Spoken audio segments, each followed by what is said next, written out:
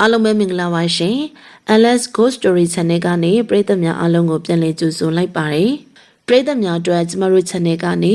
ပရလောကဇလံကောင်းများကိုတင်ဆက်ပေးနေပါတယ်ဒီနေ့မှာတော့ဆီယမရှင်မင်းကံဘလူရေးသားထားတဲ့ဖွားမဲ့စိန်နဲ့တလွန်ရွာကတရေကြီးဆိုတဲ့ဇလံကိုတင်ဆက်ပေးသွားမှာပဲဖြစ်ပါတယ်ရှင်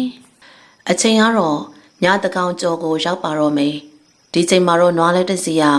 တိတ်ဆိတ်စွာနဲ့အိမ်မောကြနေတဲ့ရွာတရွာစီကိုမောင်းနှင်လာခဲ့တယ်။လဲရဲ့အထက်ကယောက်ျားကြီးတစ်ယောက်နဲ့မိန်းမကြီးတစ်ယောက်တို့အပြင်မိန်းမငယ်တစ်ယောက်ကလည်းအတူတူပါတယ်။တော့ပြောပါတယ်ကိုဖိုးကျော်ရဲ့စိတ်ကိုထိမ့်မှဆိုတာအခုကဘဲနဲ့တော့ညာကြီးတကောင်ကျော်ရောက်တော့မှရွာပြန်ရတယ်လို့တော့ဟာမင်းအကိုတွေလောက်ပုံကဟုတ်မှမဟုတ်တာမင်းညွန့်ရဲ့ဦးဖိုးကျော်နဲ့ဒေါ်ညွန့်တို့မိသားစုဟာမိမိတို့နေထိုင်ရဲ့တလွန်ရွာကနေဒေါ်ညွန့်အကိုရရှိရဲ့ရွာကိုလွန်ခဲ့တဲ့2ရက်ကခရီးထွက်လာခဲ့တာပါအခုလည်းပဲဦးဘိုးကျော်နဲ့ဒေါ်ညွန့်အကိုရစကားခွန်းချင်းခုံးငယ်ဖြစ်ရာကဦးဘိုးကျော်တယောက်မယားနဲ့သမီးကိုခေါ်ပြီးတော့မှလဲမောင်းလို့ရွာကိုညအတွင်းချင်းပြန်လာခဲ့တယ်ကိုဘိုးကျော်ရဲ့ဖြစ်ပါမလားတော့ရွာတိတ်ထထောင်းပင်ကကျမ်းပါပြီနဲ့ဖြစ်ပါတယ်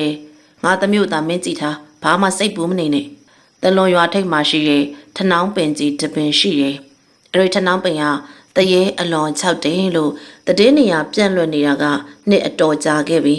ညနေမိုးချုပ်တာနဲ့အဲ့ဒီထနောင်းပင်အောက်က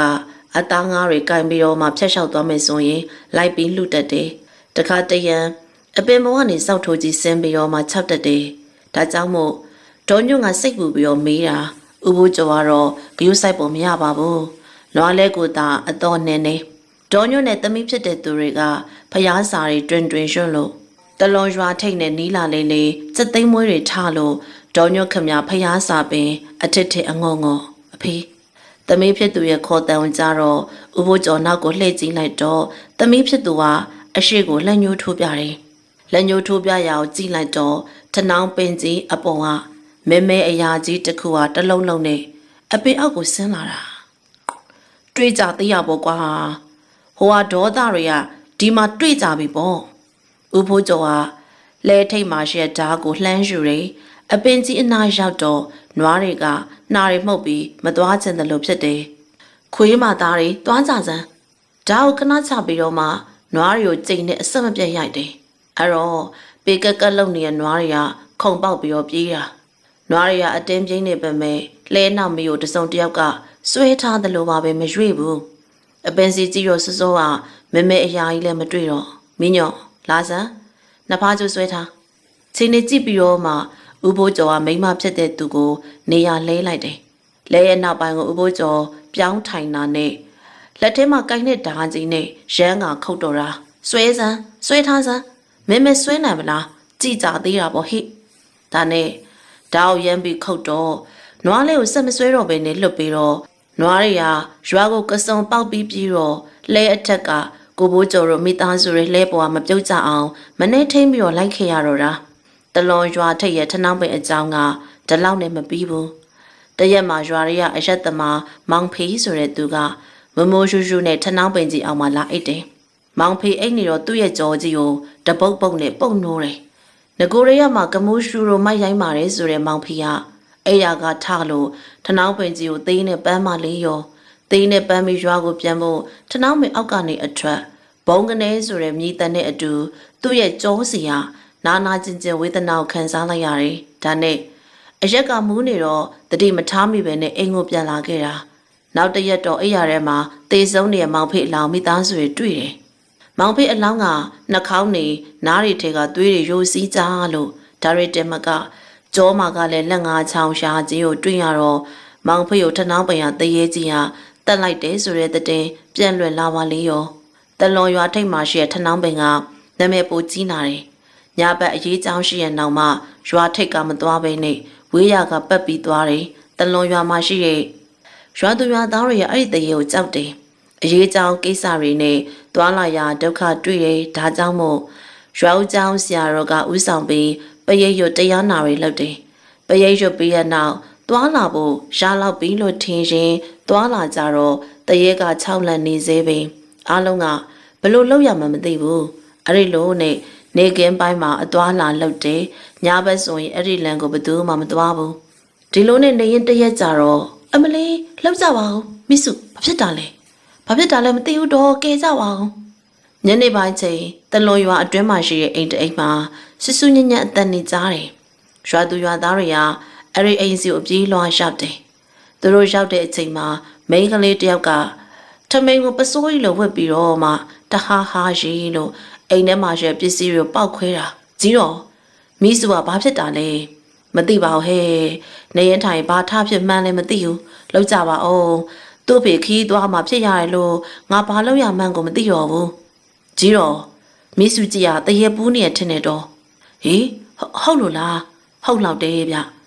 ကျုပ်တို့ရွာဆရာဦးတင်တောင်းကိုပြေးပြီးပြစ်မှဖြစ်မယ်ကြီးတော့အေးခေါ်ပေးကြပါဦးဟဲ့မိစုကတဟားဟားရီလို့သူစိတ်ကြိုက်ပြစ်ပေါက်ခွဲနေတယ်ပြီးလေတော့မှအိမ်ရဲ့အလယ်မှာတင်ပလင်ကြီးခွေထိုင်လို့တဟားဟားရီပြန်လာ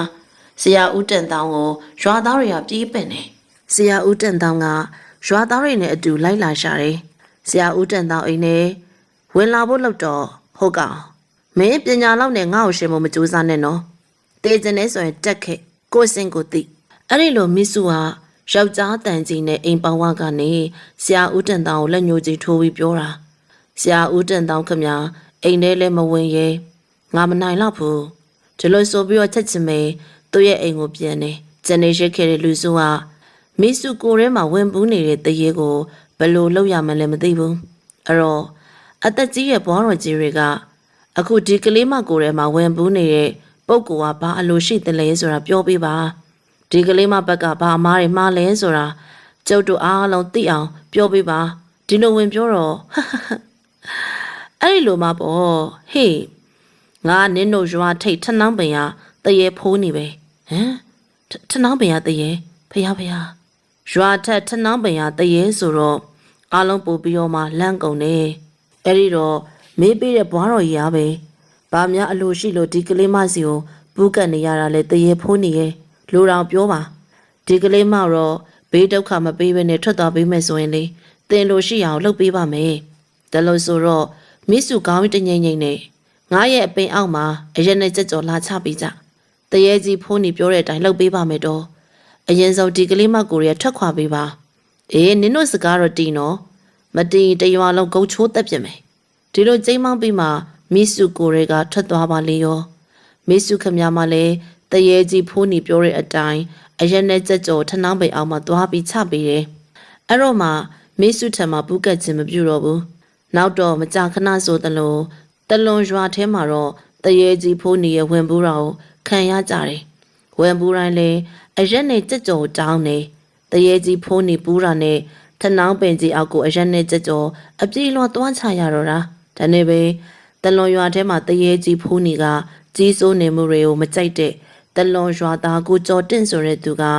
ရွာထိပ်ထနှောင်းပင်စီကိုသွားလို့အပင်ကြီးကိုခုတ်လဲဖို့ကြိုးစားတယ်ကိုကြော်တင့်ရဲ့လှုပ်ရက်ကြောင်ရွာသူရွာသားတွေကအလွန်မင်းထိတ်လန့်ပြီးတော့တားကြပါမယ်ကိုကြော်တင့်ကဘာတရေတော့ဒီကောင်ကလူထက်အစ်စ်နေနေခမရတို့ကြောက်နေကြလို့တင်းရဘိုးကြကောင်းနေတာကျုပ်လိုကောင်တော့လာမလုံနဲ့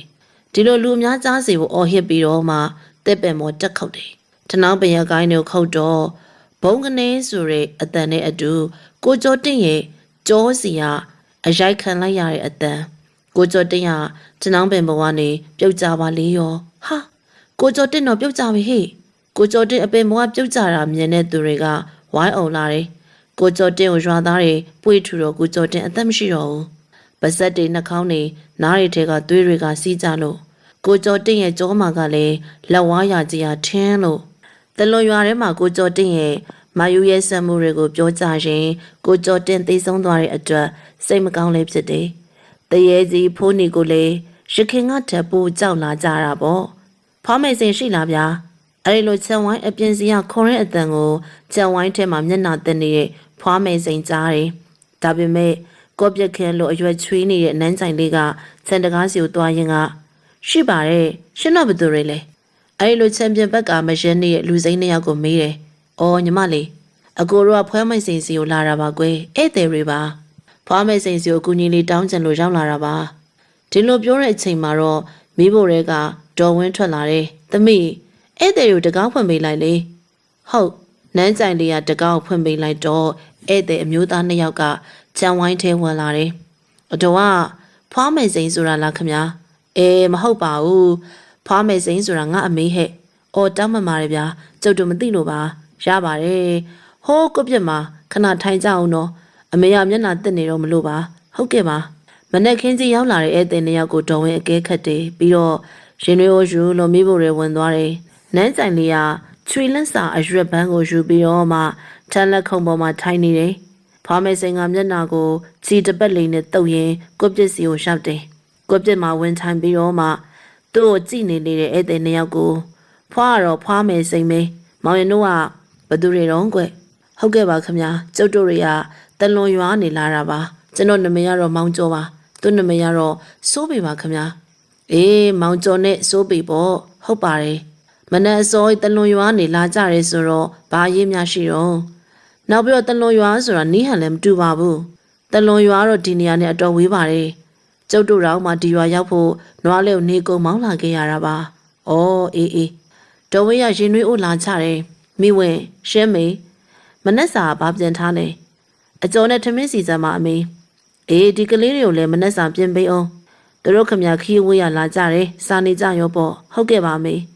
မောင်ကျော်နဲ့စိုးပေရလည်းမငင်းနိုင်ဘူးသူတို့လည်းဘိုက်စာနေပုံမေကဲစကားလေးဆက်ကြအောင်ဒီလောက်ခီးအဝေးကိုဖွားစီကိုလာတယ်ဆိုတော့မောင်ရင်တို့ဘာခက်ခဲတွေရှိကြလဲဖွားမယ်စိန်ရမေးတော့မောင်ကျော်ကဒီလိုပါဖွားရင်ကျုပ်တို့ကတလွန်ရွာကအေးချက်နဲ့ရွာလေးပါမအေးချမ်းတာတော့ရွာထိပ်ကထနှောင်းမယ်ပါဗျာအဲ့ဒီထနှောင်းမယ်မှာနေတဲ့ဖိုးနီဆိုတဲ့တရေကလေး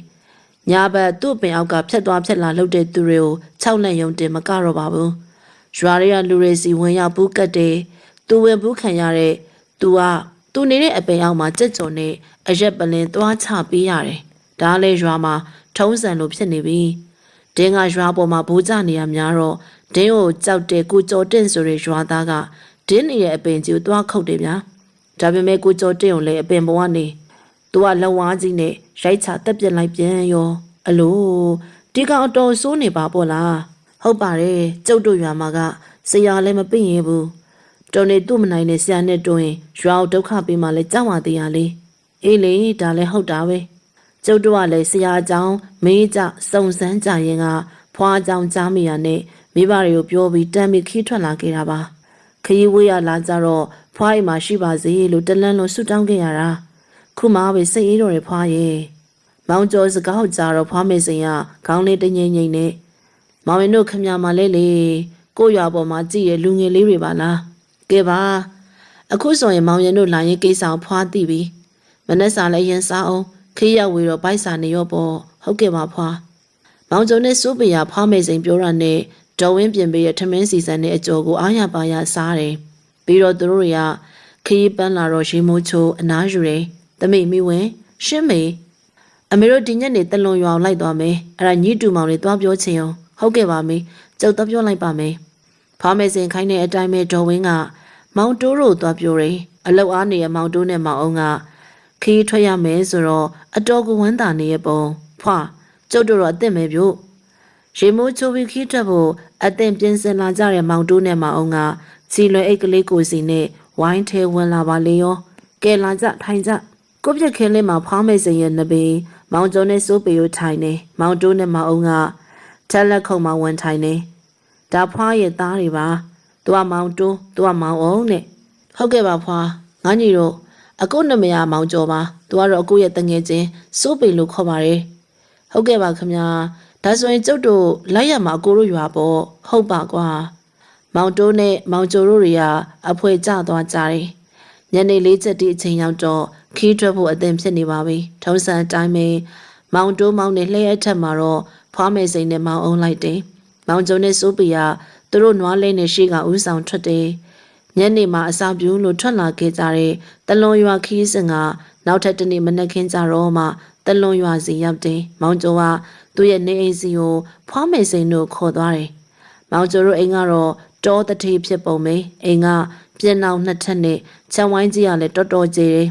ဖွာအိမ်နဲ့ကြောက်ပါခမညာအဖေနဲ့မေကျုပ်တို့ပြန်ရောက်ပြီဗျအဲ့ဒီလိုအော်ခေါ်လိုက်တော့ယောက်ျားကြီးတစ်ယောက်နဲ့မိန်းမကြီးတစ်ယောက်တို့အိမ်ထဲကထွက်လာတယ်ယောက်ျားကြီးက စပင်ရှိကြီးကိုရောင်တစောင်းထုံထားပါတယ်ငါသားရဲ့အဖေတို့ဖြစ်စိတ်ပူလိုက်တာဟုတ်ပါငါသားရဲ့အဖေတို့အမေတို့စိတ်မပူပါနဲ့ကျုပ်ကပြန်ရောက်နေဥစ္စာပဲလေနောက်ပြီးတော့ဟောဒီဖွားကကျုပ်ပြောတဲ့ဖွားမယ်စိန်ဆိုတာပဲကဲပါဖွားတို့ကိုအရင်နေရာပေးလိုက်ပါအောင်ဗျာဩအေးဟုတ်သားပဲငါသားရဲ့အိမ်ထဲကိုကြွပါအိမ်အတွင်းပိုင်းမှာရှိတဲ့အိမ်ခန်းထဲမှာဖွားမယ်စိန်တို့ထိုင်ခိုင်းနေစိုးပရတော့သူ့အိမ်ကိုခဏပြန်သွားတယ်အမေကျုပ်တို့တညလုံးခီးပန်းလာရဲဆိုတော့လေဘိုက်ကစားပြီးဗျအဲ့ဒါအမေသိပါတယ်ငါသားရဲ့ခဏလေးစောင့်မောင်ကျော်ရဲ့အမေကဘေးဝိုင်းကသူ့ရဲ့ညီမကိုခေါ်ပြီးတော့မှဖွားမယ်စိန်တို့အတွက်မနှက်စာပြင်ပေးတယ်အဲခံကျွေးမှုရဲ့အစားအစာတွေကစေတနာပါတယ်ချက်ပြုတ်ပြီးရဆိုတော့အရသာရှိတယ်မောင်တိုးနဲ့မောင်အောင်ကဟန်နောင်းမှမဆောင်မင်းနဲ့စားတယ်ထမင်းစားတော့ပြီးတော့မှဖွားမယ်စိန်ကမောင်ကျော်ရဲ့မိဘတွေနဲ့စကားပြောတယ်ဖွားကိုကျုပ်သားတော့ပင်တာစိုးပင်မိဘတွေရဲ့ကျုပ်တို့ပဲသိတာပြောရရင်တော့ဖွားရဲ့ဒီဝါလူတွေကတရေဖုံးနေဆိုတော့ကိုကြောက်တယ်တခုခုမှားသွားတယ်ဆိုရင်လေသူတို့အပေါ်ကိုတရေဖုံးနေရံပြုတ်မှလည်းကြောက်ကြရဲဆိုတော့ကျုပ်တို့ကလည်းသူတို့ကိုတတိမပေးရဘူးတော့ဒီလိုမောင်ကျော်အမေကပြောတယ်ဖွားမယ်စရာခေါင်းလေးငိမ့်လို့ဒါပေါ့အေးဖြစ်တင်ပါတယ်ဟုတ်ကဲ့ပါဖွားရဲ့ဖွားတဲ့တင်းကတော့ကျုပ်သားပြန်ပြောပြထားလို့သိပြီးပါပြီဒီတရေဖုံးနေကိုဖယ်ရှားပေးဖို့အတွက်ဖွားဘက်ကလိုအပ်တာရှိရဆိုရင်လေကျုပ်တို့အာမနာနဲ့ပြောပါဖွားကျုပ်တို့အတွက်လာတဲ့သူတွေဆိုတော့လိုအပ်ချက်မရှိစေချင်လို့ပါရပါတယ်အေးအဲ့ဒီလိုအပ်ချက်ဆိုတာတော့မရှိပါဘူးညကြရင်တော့တရေဖိုးနေရဲ့ထနောင်းပင်စီကိုလိုက်ပို့ပေးကြပေါ့စိတ်ချပါဗျာကျုပ်တို့လိုက်ပို့ပေးပါမယ်ဖွားရဲ့ကဲခီးရလဲပန်းလာကြရဲဆိုတော့နားကြအောင်အမေဖွားတို့အတွက်စီစဉ်ပေးပါအောင်အေးပါငါသားရဲ့အမေစီစဉ်ပေးမှာပေါ့မောင်ကျော်ရဲ့အမေကဖွားမေစိန်တို့အတွက်အပေါ်ထက်ဖျားခန်းထဲမှာအိယာတွေခင်းပေးတယ်အပေါ်ထက်ကလည်းတော်တော်ကျေတယ်အခန်းဖွင့်ထားခြင်းမရှိဘူးအောက်ထက်မှာသာနေကြတဲ့ပုံပဲခီးပန်းလာလို့ဖွားမေစိန်တို့တွေကကိုယ့်အရာကိုအသီးသီးမှာတရေဝင်ပြီးတော့မှအိတ်တယ်တနေ့ကောင်ကလည်းရွာထွက်သီးနှံနေမုံအကျော်လိုတွေနဲ့ဧကန်နေမောင်ကျော်ရဲ့မိဘတွေကတော်တော်ကိုအိတ်ဝင်ကြည့်ပါတယ်ညောင်ရောက်တော့လူချေတိတ်ချိန်ကိုစောင့်နေမောင်ကျော်နဲ့စိုးပေတို့ကမိတုတ်တွေကိုစီကိုင်းလို့ရွာထိပ်ထနောင်းပင်ရှိရာဖွားမေစိန်ကိုခေါ်လာခဲ့တယ်ရွာထိပ်လမ်းအပြင်ရွာထဲလမ်းမှာညရောက်ပြီဆိုတာနဲ့လူသွားလူလာမရှိတော့ဘူးရွာကလည်းပဲအိမ်တကားတွေအသီးသီးပိတ်လို့တိတ်ဆိတ်နေကြတယ်ဒါကြောင့်မို့ဖွားမေစိန်တို့ကိုဘသူမှမမြင်ဘူးရွာထိပ်ကိုရောက်တော့ဖွာဟိုးနောက်ကထနောင်းမင်းဗျမောင်ကျော်ကထနောင်းပင်ကိုလက်ညှိုးထိုးပြတယ်အဲ့ဒါဆိုရင်ဖွားတယောက်တည်းပဲဆက်သွားမယ်မောင်ရင်တို့တွေကတော့ဒီနေရာမှာပဲဆက်နေကြပေါ့ဖြစ်ပါမလားဖွားရဲ့မောင်ကျော်ကမေးတော့မောင်တို့ကဖြစ်ပါတယ်ကိုကျော်ရဲ့ကျုပ်တို့ဒီနေရာမှာပဲနေခဲ့ပါမယ်ကျုပ်တို့အတွက်နောက်ဆက်မတင်းနဲ့ဖွားမေစိန်ကတောင်ဝဲကြီးထောက်ပြီးတော့မှထနောင်းမေစီတလန်းချင်းလှမ်းလို့သွားတယ်မောင်ကျော်နဲ့စိုးပင်ကတတွေးတွေပင်မျိုးချလို့ကြောက်နေပုံပဲတောက်သိတဲ့မောင်တိုးနဲ့မောင်အောင်ကမောင်ကျော်နဲ့စိုးပင်တို့ပခုံးလေးကိုဖတ်ပြီးတော့အားပေးတယ်ကိုကျော်မကြောက်နဲ့ဗျကျုပ်တို့ကြွားတယ်လို့တော့မထင်ပါနဲ့အခုခမည်းရွာဖိုးနေလောက်ကဖွားကစာမဖွဲ့ဘူးတင်းဘလို့ဖြစ်မလဲဆိုတာခမည်းတို့ကြည်တာကြည့်ကြအေးပါမောင်တို့ရငါတို့ကဒါမျိုးကမကြုံဘူးကြဘူးဆိုတော့ကွာမောင်တိုးတို့ကမောင်ကျော်တို့ကိုဘာမှမပြောတော့ဘဲနဲ့ဖွားမယ်စိန်ကိုသာလှမ်းလို့ကြည်နေကြတယ်ထနောင်းပင်ရအောက်ကိုရှောက်သွားကြတဲ့အခါမှာဖွားမယ်စိန်ကအပင်ကိုမှော့ကြည့်လို့ဟဲ့ဟိုကိုင်းပေါ်အကောင်ဆင်းလာခဲ့စမ်းဒီလိုခေါ်တော့ထနောင်းကိုင်းပေါ်ကမဲမဲအကောင်ရတုတ်တုတ်တော့မလှုပ်ဘူးအောင်မငါတောင်မကြားဟန်ပြူတယ်ပေါ့တွေးကြသေးတာပေါ့ဖိုးနေမဲဆိုမလားငါပဲဆုံးမနိုင်မလားဆိုတာကြည့်ကြသေးတာပေါ့ဒါနဲ့ဖွားမယ်စိန်စကားအစုံတောင်ဝဲကိုမြေပေါ်စောင့်ချလိုက်တယ်တောင်ဝဲစောင့်ချလိုက်တာနဲ့တက်ကိုင်းပေါ်ကမဲမဲအကောင်ရအားကနေအတန်နဲ့ကြီးနဲ့အော်ရင်မြေပေါ်ပြုတ်ကျသွားတယ်မြေပြင်ကိုရောက်တော့ကုန်းကာထရင်းနဲ့ဖွားမယ်စိန်ကိုစိုက်ကကြည့်တော့အဲ့ဒီကောင်ရဲ့မျက်လုံးတွေကနေရဲလို့နေတာတကောလုံးကလည်းရှည်လျားနေတဲ့အမွှေးနဲ့ကြီးပဲဖုံးလွှမ်းလို့အစွဲကြီးနှံချောင်းကလည်းပြူးလို့နေသေးတယ်ရွာဒုက္ခပေးနေတဲ့ဖိုးနေစွာနဲ့လားဖွားမယ်စိန်ကလေးတမမနဲ့မေးတော့ဟုတ်တယ်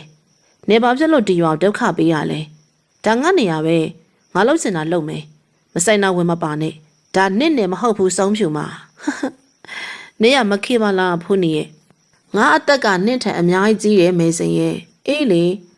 အကုသူနဲ့ဒီဘွားရောက်တော့နင့်တက်ကငါထက်ကြီးမှာပေါ့အေးဒါပေမဲ့သူတပေါင်းဒုက္ခပေးပြီးတက်ချင်လိုက်တက်တဲ့နှစ်ကိုတော့ငါဆုံးမရလိမ့်မယ်ဖိုးနေတရေကြီးဖိုးနေရဲ့အတန်ကကြောက်စရာကောင်းနေအတန်ကအော်အော်ကြီးနေဖွားမယ်စင်ကိုတခုံးမကြံပြန်ပြီးတော့ရန်တွေ့နေတာငါလာပြီဟဲ့ဒီလိုအော်ပြီးတော့ဖွားမယ်စင်စီကိုပြေးတယ်ပြီးရနောက်တော့သူရဲ့လက်ဝါးကြီးနဲ့ဖွားမယ်စင်ကိုရှိုက်ချဖို့ပြင်နေဖွားမယ်စင်ကသူ့ရဲ့လက်ဝါးကိုဖြန့်ပြီးတော့မှကာလိုက်တယ်နောက်ကဂါနာရီရွတ်တယ်ဂါနာရီရွတ်တော့တရေကြီးဖိုးနေကဖွားမယ်စင်ကိုရှိုက်ဖို့ရွေတယ်လက်ကြီးကတုံရှိလို့ပူရဲအပူရဲအော်ဟစ်ပြီးတော့မြေပေါ်ကိုလူးကာလှိမ့်ကားနဲ့လှိမ့်တော့တာဖွားမယ်စင်ကတောင်ဝေးပေါ်မှာလက်နှစ်ဖက်ကိုတင်ပြီးတော့မှထောက်လို့တရေကြီးဖိုးနေကိုကြည့်ရဲဂါတောင်အစမပြေရွတ်တယ်ပူရဲတရားရဲ့ပူရဲတော်ပါတော့တရေဖိုးနေကလူးကာလှိမ့်ကာအော်ဟစ်ရနဲ့ထနောင်းပင်ရဲ့ပင်စီကြီးကိုသူ့ရဲ့ကောင်းနဲ့ပြေးကာတိုက်တယ်တော်ပါတော့ကြောက်ပါပြီတော်ပါတော့တရေကြီးဖိုးနေရဲ့အတန်ကတော်တော်ကျေတာဖွားမယ်စိန်ကကာရာရွတ်တောင်ရှက်ပေးလိုက်တော့မှတရေကြီးဖိုးနေပူလောင်ခြင်းတွေတက်တာသွားတယ်ဟဲ့ဖိုးနေမိုက်ချင်စိုးချင်နေသေးတာပဲလားအဲ့ဒီတော့တရေကြီးဖိုးနေရပြပြတလဲနဲ့လူးလိမ့်ပြီးတော့မှထတယ်ဖွားမယ်စိန်နဲ့မဝေးတဲ့နေရာမှာဒူးကြီးထောင်းလို့ကြောက်ပါပြီအဲ့လိုဆိုရင်နေကြောက်တာနဲ့ပြီးမလားဖိုးနေဒီရွာတရွာလုံးနဲ့ဒုက္ခပေးထားတယ်အဲ့ဒါနဲ့ဘယ်လိုလုပ်မလဲပြောကျုပ်ဘသူ့ကိုမှဒုက္ခမပေးတော့ပါဘူးကျုပ်ခမောက်ကြောက်ပါတယ်အဲ့ဒါဆိုရင်နေလူတွေနဲ့ဝေးတဲ့နေရာကိုသွားနေဒီပင်မှာနေမနေရတော့ဖိုးနေကျုပ်ကဘယ်မှာနေရမှာလဲနေရမှာတလွန်ရွာတင်းဆိုင်မယ်နေအဲ့ဒီမှာသွားနေသွားတင်းဆိုင်ဆောင်ငါပြောထားမယ်ဟုတ်ကဲ့ပါဖွားမယ်စိန်စကားဆုံးတာနဲ့တရေဖိုးနေကြီးကနေရာကထလို့ဖွားမယ်စိန်နာကထွက်တယ်တလွန်ရွာတင်းဆိုင်ရှိရာတရေဖိုးနေကြီးကအမောင်တဲကတက်လုံလုံထွက်သွားလေရဲ့ဒီချိန်မှာဖွားမယ်စိန်ကတလွန်ရွာတင်းဆိုင်ဆောင်ကိုတရေကြီးဖိုးနေကိုလက်ခံပေးဖို့ရန်အတွက်နှုတ်ကတတော်ပြောတယ်ပြီးလေတော့မှထနောင်းမေအောက်ကထွက်တယ်မောင်တိုးတို့ရှိရာစီကိုရှောက်တယ်ကဲပြက်မယ်ဖွားမယ်စိန်ပြောတော့မောင်တိုးတို့တွေကဘာမှမပြောတော့ဘဲနဲ့အတူတူပြက်နေနောက်တနေ့မနေ့ရောက်တော့ဟဲ့ညာတော့ရွာထိတ်ကအော်ရဲ့အတန်ကိုကြားရမလားကြားပါဟဲ့တရေကြီးဖိုးနေရဲ့အပင်ကြီးကထင်တာပဲရွာသူတို့ရဲ့စကားတန်နေပေါ်လာတယ်မောင်ကျော်တို့အိမ်မှာတော့ကျုပ်ကတော့ဒီတဲ့ကိုပြောလိုက်တော့မယ်ဗျာတရေကြီးဖိုးနေကိုဖွားမယ်စင်ရဘလို့အနာယူခဲ့တယ်လဲဆိုတာကျုပ်တို့လည်းညကတွေ့ကြတာပဲစိုးပရပြောတော့မောင်ကျော်ကခေါင်းညိတ်ပြီးတော့ထောက်ခံနေအဲ့တော့မောင်ကျော်အဖေဖြစ်တဲ့သူကအဲ့ဒါဆိုရင်ငါသားရဲ့သဘောပဲအခုဆိုရင်တရေကြီးဖိုးနေရတို့ရောဒုက္ခမပေးနိုင်တော့ဘူးလို့ဆိုပြီးတော့မောင်ကျော်တို့တွေကတရေကြီးဖိုးနေရဲ့အကြောင်းကိုလိုက်လံပြောတယ်အဲ့တော့တလွန်ရွာတကြီးကိုယ်တိုင်ပင်လေဖွားမယ်စိန်ကိုလာပြီးတွေ့တယ်ကျေးဇူးတင်စကားတွေပြောတယ်ရွာသူရွာသားတွေကအတော်လေးဝမ်းသာနေကြတာကျုံညီတွေကိုရွာရဲခဏခေါ်သွားအောင်မယ်ဗျာအေးခေါ်သွားကြလေမောင်ကျော်တို့ကမောင်တိုးတို့ကိုရွာရဲကိုခေါ်သွားဖို့ရန်အတွက်ဖွားမယ်စိန်ကိုခွင့်တောင်းတယ်ဖွားမယ်စိန်ခွင့်ပြုရင်းဆိုတော့မောင်တိုးတို့ကိုရွာထန်းတော်ထဲမှာထရင်နဲ့ကြက်ကြော်ကြွက်ကြော်ပဲလော်အစားရှိတဲ့အမီးတွေနဲ့ကျွေးမွေးတယ်နောက်တရက်ရောက်တော့မှတောင်ထုံးရွာကိုပြန်ဖို့ရန်ဖွားမယ်စိန်တို့နွားလဲလေးတလွန်ရွာတွေကထွက်လာခဲ့တော့တယ်တလွန်ရွာမှာရှိတဲ့သူတွေကတော့ဖွားမယ်စိန်တို့ပြန်တဲ့အထိလဲနောက်ကနေလိုက်ပြီးတော့မှနှုတ်ဆက်ကြတယ်တရေကြီးဖိုးနေကရွာထဲဝင်ပြီးတော့မှဒုက္ခမပေးနိုင်တော့ဘူးတလွန်ရွာလေးမှာ၆လက်မှုတွေကင်းစင်သွားခဲ့ပါတယ်အဲ့ဒီလူနဲ့ပဲဖွားမယ်စိန်နဲ့တရေကြီးဖိုးနေရဲ့ဇလန်လေးကပြီးဆုံးသွားပါတော့တယ်ပရိသတ်များရှင်အခုပရိသတ်များကိုတင်ဆက်ပေးခဲ့တာကဆ iam ရင်မင်းကံဘလူရေးသားထားတဲ့ဖွားမယ်စိန်နဲ့တလွန်ရွာတရေကြီးဆိုတဲ့ဇလန်ကိုတင်ဆက်ပေးခဲ့တာဖြစ်ပါတယ်ရှင်ဆက်လက်ပြီးတော့မှဆ iam ရင်မင်းကံဘလူရေးသားထားတဲ့ဖွားမယ်စိန်နဲ့နှုတ်ဆော့သူဆိုတဲ့ဇလန်ကိုထပ်မံတင်ဆက်ပေးသွားမှာဖြစ်ပါတယ်ရှင်အမေကိုပြက်ခင်မှာထိုင်းနေတဲ့ဖွားမယ်စိန်ကိုဒေါ်ဝင်းကစံရွေးနေရင်နဲ့ခေါ်ရဖွားမယ်စိန်ရင်နွေးချမ်းတောက်နေရင်ကဒေါ်ဝင်းကိုလှမ်းကြည့်ပြီးတော့ပြောလင်းဆိုတဲ့အကြီးနဲ့ကြည့်ရဒေါ်ဝင်းကအင်တိုင်းရွာအလူဖိတ်ထားသေးရတော့အမေမေ့နေအောင်မေအေးပါဘဲနေတော့တပတ်ခါလေးအမေရဲ့မဝေးတော့ဘူးပဲဒါနဲ့ညီတို့သားမရအောင်မလိုက်ဘူးလားမလိုက်တော့ပါအမေရဲ့မတိုးတို့အလူကလည်းရောက်တော့မှာကျုပ်တို့သားမရစက်သွန်တင်ပါလေကုမေးရအောင်မယ်လေ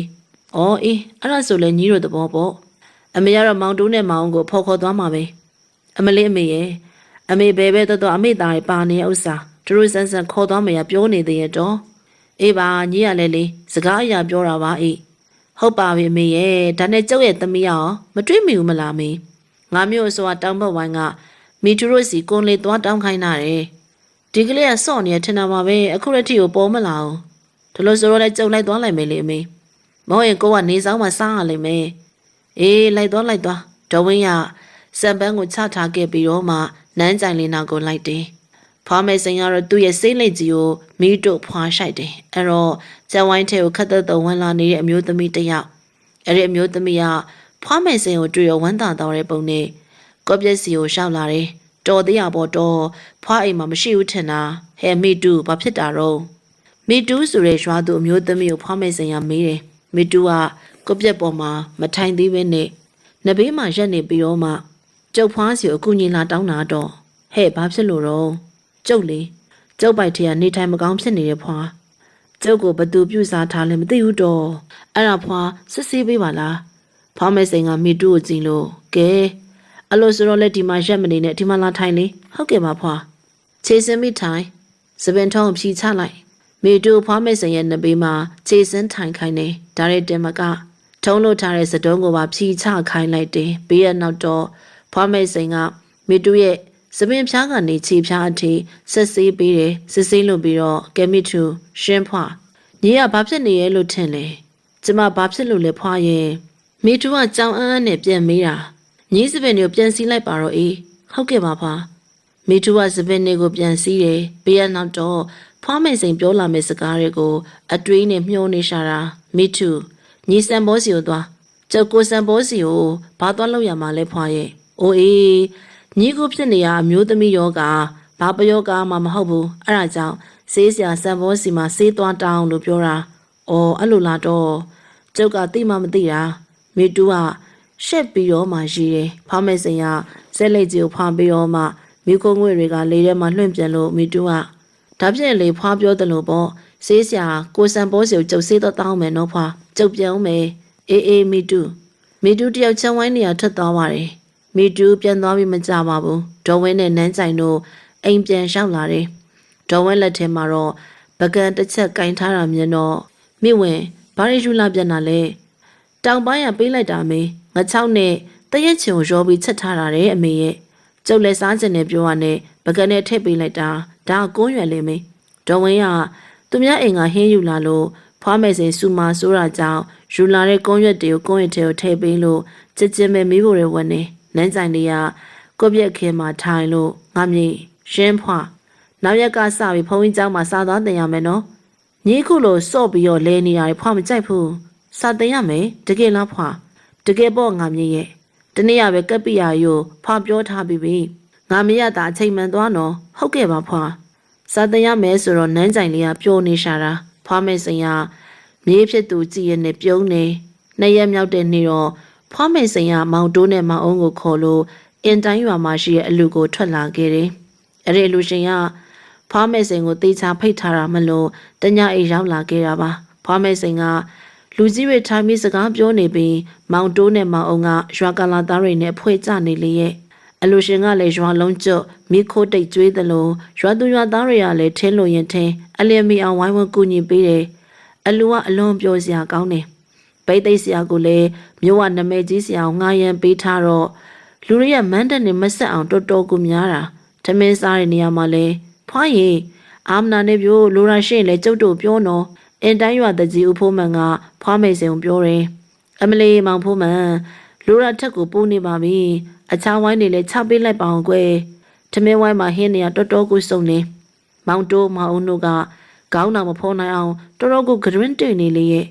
ထမင်းထည့်ပေးတဲ့သူတွေကလည်းချွေးတန်တစ်လုံးလုံးနဲ့အပြုံးမပြတ်အလူရှင်တွေကလည်းတပြုံးပြုံးအဲ့ဒီနေ့ညကအင်းနိုင်ရွာတကြီးဦးဖိုးမှန်ရဲ့အိမ်မှာသာဖွားမိတ်စိန်တို့တဲတယ်တကြီးကရော်ရဲ့တကြီးဦးဖိုးမှန်ရဲ့ကအကျန်းရည်လေးတောက်လက်ဖက်တုပ်လေးဝါရင်စကားကောင်းနေသလိုတကြီးဦးဖိုးမှန်ရဲ့သားကလည်းမောင်တိုးနဲ့မောင်အုံတို့သိချင်တာတွေမေးနေတယ်ညတကောင်ရောက်ခါနီးမှစကားတွေရက်ပြီးအိမ်ရဝင်နေတကောင်ကြော်တော့လာကြအောင်ပြောဖိုးသိမ့်ဘာဖြစ်တယ်မသိဘူးလာကြပါအောင်အဲ့ဒီလိုအော်တန်ကြားတော့လမ်းမအထက်ကဆူဆူညံ့ညံ့အတန်နေပေါ်လာတယ်အိပ်ပျော်တာမကြသေးတဲ့ဖွားမေစိန်တို့နိုးလာကြပြီးတော့မှအတန်နားစွနေတကြီးထပါအောင် ခေါ်တန်လဲကြတော့တကြီးအိမ်ရှိကနေထွက်လာတဲ့အတန်းဆိုတော့တကားထဖွင့်ပေးလိုက်တယ်ဟေ့ဘသူတွေတော့ဘာဖြစ်တာလဲကျိုးတို့ပါတကြီးရဲ့မောင်မြပါဟေးမောင်မြအေးပြောဘာဖြစ်တာလဲဖားမိတ်စိန်နဲ့မောင်တို့ကလည်းအိယာကနေထွက်လာတယ်တကြီးဦးဖိုးမှန်တို့နဲ့မနေမဝေးရလှမ်းကြည့်လို့အလင်းစလုံးဖြစ်နေတဲ့ရွာသားနှစ်ယောက်တည်းရမောင်မြဆိုရဲသူကတကြီးကျုပ်တို့နှစ်ယောက်ဖိုးသိမ်းကိုဘလို့မှထိမ့်မရတော့ဘူးဒီကောင်ကျုပ်တို့လက်သေးရည်နဲ့ထိုးရပါလိုက်လိုက်တယ်အခုလည်းသူ့ရဲ့တဲထဲမှာရှယ်ပစ္စည်းမှန်သမျှတွေအကုန်ဖြက်စီးနေတာဟေးဖိုးသိမ်းနဲ့မင်းတို့ကောင်တွေရမ်းဖြစ်တာလားမဟုတ်ပါဘူးအရက်တောက်နေတော့ကတော့အကောင်ပဲရှိသေးတာဘာအရက်တောက်တယ်ခွေးမသားတွေမူးပြီးတော့ရမ်းဖြစ်ကြတာပေါ့လေတကြီးဦးဖိုးမှန်ကမေးတော့ရွာသားနှစ်ယောက်ကခေါင်းကုတ်တယ်သူတို့နှစ်ဘေးမှာလည်းဘာဖြစ်တာလဲဆိုတဲ့မေးခွန်းနေနဲ့ရောက်လာကြတဲ့ရွာသူရွာသားတွေရှိတယ်တကြီးလာပါဗျာတော်နေပို့ပြီးတော့မှစိုးနေအောင်ပဲလိုက်ပြီးတားပေးပါအောင်အေးအခုသွားမယ်မင်းတို့ကလိုက်ကြမလားတကြီးဦးဖိုးမှန်ကရွာသားနှစ်ယောက်ခေါ်သွားတယ်ဆက်စုရဲ့ရွာသူရွာသားတွေကလိုက်ကြတယ်သူတို့တွေကအနောက်ကနေလိုက်လာတော့ဖွားမယ်စင်အောင်မောင်တို့ကဖွားမိုးချုပ်နေပြီဒီတိုင်းမူးပြီးတော့မှရံဖြစ်တာဖြစ်မှာပါဖွားရဲ့အညောင်းခံပြီးတော့မလိုက်ပါနဲ့တော့ဒီလိုပြောလိုက်တော့မောင်တို့ဖွားစိတ်ထရလိုက်တဲ့နယ်လို့ထင်ရင်လိုက်ကြည့်ရမှာပေါ့မောင်ရဲ့စကားမများနဲ့လိုက်တာလာခဲ့ဖွားမယ်စင်ပြောတော့မောင်တို့တယောက်တိတ်သွားတယ်တကြီးဦးဖို့မန်တို့ကခတ်တွတ်သွားနေကြတယ်ဆိုတော့ဖွားမယ်စင်ကနောက်ကကြံခဲ့တယ်ဒါအပြင်အိမ်ကမထွက်ခင်ဖွားမယ်စင်ရဲ့လက်ဆွဲတော့တောင်ဝေးကြီးကိုယူနေရတော့ပို့ပြီးတော့နောက်ကျကြံတာပေါ့ဟေးဖိုးသိန်းဘာတောင်းကြနေရလဲအခုတဲပြုံထွက်လာခဲ့စားဟကဖိုးသိန်းရဲ့တဲရှိစီရောက်တော့တကြီးဦးဖိုးမှန်ကလေးတမမနဲ့တဲထဲမှာရှိရဖိုးသိန်းကြားစီဖို့ပြောတယ်တကြီးဦးဖိုးမှန်ရဲ့အတန်းကြောင့်ထင်ပါရဲ့တဲတွေကစူညံတန်နေတိတ်သွားမှလေရောဒါပေမဲ့တဲအတွင်းစီကပစိုးကြီးကိုခတ်တူတူဝင့်လို့အပေါ်ပိုင်းမှာအဝက်ပလာနဲ့ခတ်တောင်းတောင်အမျိုးသားတစ်ယောက်ကတဲပြန်ထွက်လာတယ်သူကတော့ဖိုးသိန်းဆိုတဲ့သူဖိုးသိန်းကခြေထောက်ကိုမြေမှာစောင့်နေလို့ဒေါသထွက်နေရဲ့အကြည့်နဲ့တကြီးဦးဖိုးမှန်ကြည့်တယ်ဖိုးသိန်းကြီးကိုမြင်တော့တကြီးကစက်သိန်းအောင်ထားတယ်ဒါပေမဲ့လည်းစိတ်ကိုပြန်ပြီးတော့တင်းရင်ကဟာကောင်ဖိုးသိန်းမူးယူပြီးတော့မင်းဘာတောင်းချက်နေရလဲဘယ်ချိန်ရှိပြီလဲမင်းငါထိတ်တုံးနဲ့ညအိတ်ချင်တာလားကွာဟမ်ပြောစမ်းဒီလိုဆိုတော့ဖိုးသိန်းကတကြီးကိုစိုက်ကြည့်ပြီးတော့တဟားဟားရီးပါလေရောဟာဖိုးသိန်းမင်းဖိုးသိန်းရောဟုတ်လားအေးလေဒီကောင်ရင်ကတကြီးဆိုရင်ပြာနေအောင်ကြောက်တဲ့ကောင်ပါအခုကဘာဖောက်တာလဲဒေသတိရကောင်းနေလိုက်တာတကြီးတင်မကအားလုံးကအံ့ဩပါလေရောတကြီးကအများရှိမှသူ့ကိုမခန့်လေးစားလှုပ်တယ်ဆိုတော့ဖိုးသိန်းကိုဒေါသထွက်တာပေါ့ဖိုးသိန်းအဲ့ဒီကောင်ဆွဲခေါ်လာခဲ့ကြစမ်းဒီအောင်ငါထိတ်တုံးနဲ့2ရက်တိတိကိုခတ်ထားအောင်ပါတကြီးစကားကိုကြားတော့ရွာသား2ယောက်ဖိုးသိန်းကိုသွဆွဲတယ်ရွာသား2ယောက်ဆွဲခေါ်ပေမဲ့ဖိုးသိန်းကနည်းနည်းတော့မလှုပ်ဘူး2ယောက်ဆွဲမရတော့ကျန်တဲ့2ယောက်ဝိုင်းဆွဲတယ်ဖိုးသိန်းကိုဘယ်သူမှမဆွဲနိုင်အောင်ဖိုးသိန်းကအလွန်အားတန်နေတာဝိုင်းဆွဲနေကြတဲ့သူတွေကလည်းချွေးတောင်ထွက်လို့ဖိုးသိန်းကနေရာကရွေ့တောင်မရွေ့ဘူးကြည်နေကြတဲ့သူတွေကဖိုးသိန်းကိုဆွဲနေကြတဲ့သူတွေကကြောက်လာတယ်တကြီးဖိုးသိန်းကိုဟုတ်ရဲ့လားညာရီတကောင်တရေတွေဘာတွေများပူလာမသိဘူးနော်ဟုတ်ပါရဲ့ဒီလောက်ထိဖြစ်နေတာတခုခုတော့တခုခုပဲအဲ့လိုဝိုင်းပြောတော့ဖိုးသိန်းကသူ့ကိုဆွဲခေါ်တဲ့ရွာသားတွေကိုတွန်းဖယ်ပစ်တယ်ရွာသားတွေကဖိုးသိန်းအားနဲ့တွန်းလိုက်တယ်ဆိုတော့လဲကုန်တာဟာကောင်ဖိုးသိန်းမင်းကဘာကောင်တော့အခုချက်ချင်းအဲ့ဒီမှာမင်းရက်လိုက်စမ်းတဲအတွင်းပြန်ဝင်ဖို့ပြင်းနေတဲ့ဖိုးသိန်းကိုတကြီးကအော်တယ်တကြီးရဲ့စကားကြောင့်ဖိုးသိန်းခြေလက်နေရက်သွားတယ်ဒီလိုရက်တက်နေရချက်ချင်းတကြီးစီကိုရှောက်လာတယ်တကြီးရွာသူရွာသားတွေကဖိုးသိန်းကိုကြောက်ပြီးတော့ခက်ခွက်ခွာကိုနောက်ဆုတ်တယ်တကြီးကိုလည်းစိတ်ပူပြီးတော့အော်တယ်တကြီးကနောက်ကိုတွန်းဆုံလေးရွှေ့တယ်ဒါပေမဲ့ဖိုးသိန်းကတကြီးနောက်ရောက်လာပြီးတော့မှတကြီးကိုလဲပေးညှစ်တယ်လေးပေါ်ကိုမှတင်ထားတာဟာဖိုးသိန်းမလုံနဲ့လေဟာတားကြစမ်းမအမလီတကြီးသေးတော့မှာပဲအော်ယုံသားအော်နိုင်တယ်ဘသူကမှဖိုးသိန်းကိုမဆွဲရဲဘူးတကြီးခမလည်းဖိုးသိန်းကြောင့်အသက်ရှူတော့မရတော့ဘဲနဲ့တအေးအေးနဲ့အော်ဟစ်ပြီးတော့မှခြေကားရလက်ကားရဖြစ်နေပြီအဲ့ဒီတော့ဖွားမယ်စိန်ရောက်လာပြီးတော့မှဖိုးသိန်းရဲ့နောက်ကျောသူ့ရဲ့တောင်ဝေးကြီးနဲ့ဘုံကနေနေအောင်ရိုက်ပြစ်လိုက်တာတကြီးကိုခေါ်ထားကြဖွားမယ်စိန်ရဲ့တောင်ဝေးကြောင့်ဖိုးသိန်းလက်ထရတကြီးကပြုတ်ကျသွားတယ်ဖိုးသိန်းကမြေပေါ်ကုန်းကြီးလဲကျသွားပါလေရောတကြီးကိုမောင်တိုးနဲ့မောင်ကပွေးချီကြတယ်အားလုံးဘေးကိုဖဲကြမဟုတ်ရင်ဘေးရလူတွေပါအကုန်လုံးသူကရမ်းမှုမှာမောင်တိုးကအော်ပြီးတော့တတိပေးတယ် ဖိုးသိန်းကလဲကျနေရကုန်းထလို့ပေးရနောက်တော့သူ့ကိုရိုက်တဲ့ဖွားမယ်စင်ကိုစိုက်ကြည့်လိုက်တယ်။နေရဘသူလဲဘယ်ရလဲဘာဖြစ်လို့တောင်းချက်နေရလဲပြောစမ်းဖွားမယ်စင်ရမေးတော့ကိုနဲ့မဆိုင်ဝယ်မပါနဲ့နော်ဒါငါကိစ္စနေလဲနေသွားအဲ့တော့ဖိုးသိန်းကလေးတန်မမာနဲ့ပြောတယ်ဟဲ့နေရဘာကောင်းလဲဆိုတာပြောမှာပေါ့ဘာလို့အားလုံးဒုက္ခပေးနေရလဲဒီကောင်တင်မကဘူးဝင်ပါတဲ့လူတွေအကုန်လုံးငါအဆိုမဆိုနဲ့နော်အခုထွက်သွားကြစမ်းနေရငါဘသူလဲဆိုတာမသိရလားဓမ္မမို့နင်ငါ့ကိုစိန်ခေါ်ရလားဖွားမဲစိန်နဲ့ဖိုးသိန်းစကားပြန်လည်နေပြောကြတယ်နေရဘာကောင်းမှလဲငါသိတယ်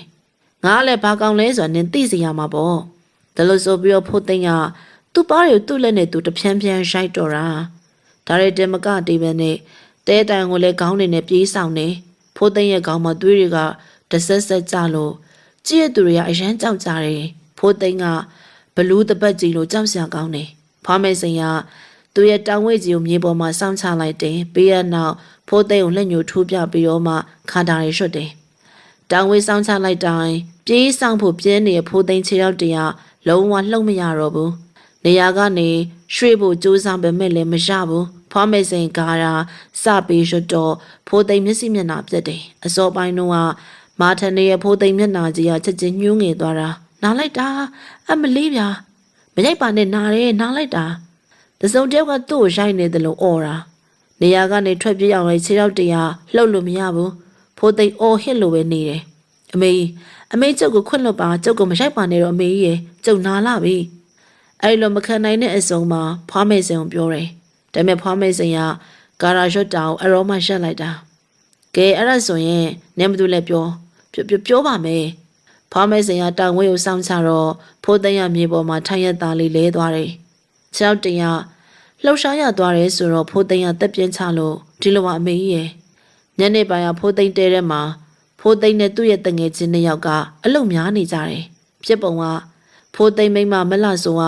မိဘရဲ့ရှိတဲ့ရွာစီကိုခဏပြန်သွားတာဖိုးသိန်းကတငယ်ချင်းတွေခေါ်ပြီးတော့မှတောက်စားဖို့အခွင့်တွေ့သွားတာပေါ့ကြက်တကောင်ချက်ပြီးတော့အရက်နဲ့မြည်ဖို့ဖိုးသိန်းတို့ပြင်တယ်ဟာစက်သားနဲ့သေးနေရပဲဟိခဏနေတော့ကြက်ပြီးဟိမင်းတို့စားဖို့ပြန်တာတငယ်ချင်းတယောက်တဲအပြင်မှာအရက်နဲ့ပဲလော်မြည်ပြီးထိုင်နေကြတယ်ဖိုးသိန်းကတဲအတွင်းမှာစက်သားကိုချတယ်ညနေဆောင်ချိန်ဆိုတော့စက်သားကကြက်ပြီးဟေးလာကြတော့လေစက်သားရပြီစားစို့မင်းတို့လာကြတော့လေကွာဖိုးသိန်းကတငယ်ချင်းတွေအော်ခေါ်တယ်လာပြီဟေးလာပြီတငယ်ချင်းတွေကလည်းရက်ပလင်းတွေကင်ပြီးတဲရဲဝင်နေဖိုးသိန်းဘာလို့နေရလဲလာကြကွာဒီမှာတို့စက်သားဟင်းနဲ့အရက်နဲ့မြည်မလို့လာဝိုင်းကြလေနေပါငါတို့မလာတော့အခုမှအလုတ်သိမ်းတာအိမ်ပြန်အောင်မယ်ဖိုးသိန်းကသူ့တငယ်ချင်းတွေကိုလာစားဖို့ခေါ်တယ်ဒါနဲ့ဖိုးသိန်းရဲ့တငယ်ချင်းနှစ်ယောက်ကစက်သားဟင်းကိုတပကံအပြစ်ခတ်ပြီးတော့အရက်နဲ့မြည်တယ်အိုးထဲမှာပိုးသေးတယ်ကွာတောက်ကြံစံကွာပြီးတော့မှထမင်းစားတာပေါ့အရက်လေးတောက်ပြီးတော့မှစက်သားလေးမြည်လိုက်နေဖိုးသိန်းတို့စိန်ကြနေတာအချိန်ကလည်းတပြေးပြေးညားနဲ့လာပြီးပကံနဲ့ကစက်သားဟင်းကုန်တော့ဖိုးသိန်းကအိုးရကြံနေသေးရဲ့ဟင်းတွေကိုသွားပြီးခတ်ထည့်တယ်အဲ့လိုခတ်ထည့်ဖို့အိုးကိုဖွင့်လိုက်တော့ဟာဟင်းတွေဘယ်ရောက်ကုန်တာလဲအိုးထဲမှာပဲရှိမှာပေါ့မင်းတို့ကလည်းအစောကအိုးထဲမှာဟင်းတွေအများကြီးကျန်သေးရဲ့လေငါတို့အခုမှတပကံမဲ့ခက်ရသေးရဟင်းတွေကတတော့မှမကြံတော့ဘူးခွေးများဝင်းစားသွားလားကွာဟာကောင်ရခွေးစားရအိုးကငါတို့ရှိမှာပဲရှိတာပဲလေဘယ်ခွေးမှသာဝင်ပြီးလက်ကမြင်းကြောထတော့မှမသိဘူးကွာဖိုးသိန်းမင်းထင်ရစွတ်အော်မနေနဲ့တော်နေမမြင်အပ်တာတွေများဝင်းစားသွားလားမသိဘူးဆဲတယ်ကွာဆဲတယ်ခွေးမှသားတွေဒီလောက်ငှက်ကြီးကြနေရအောင်ကို့ဘာသာကိုရှာစားကြပါလားငါချက်ထားတဲ့ဟင်းကိုများအခန့်သာလာစားရအောင်တင်းတော့ဘာကောင်းနေမို့လဲ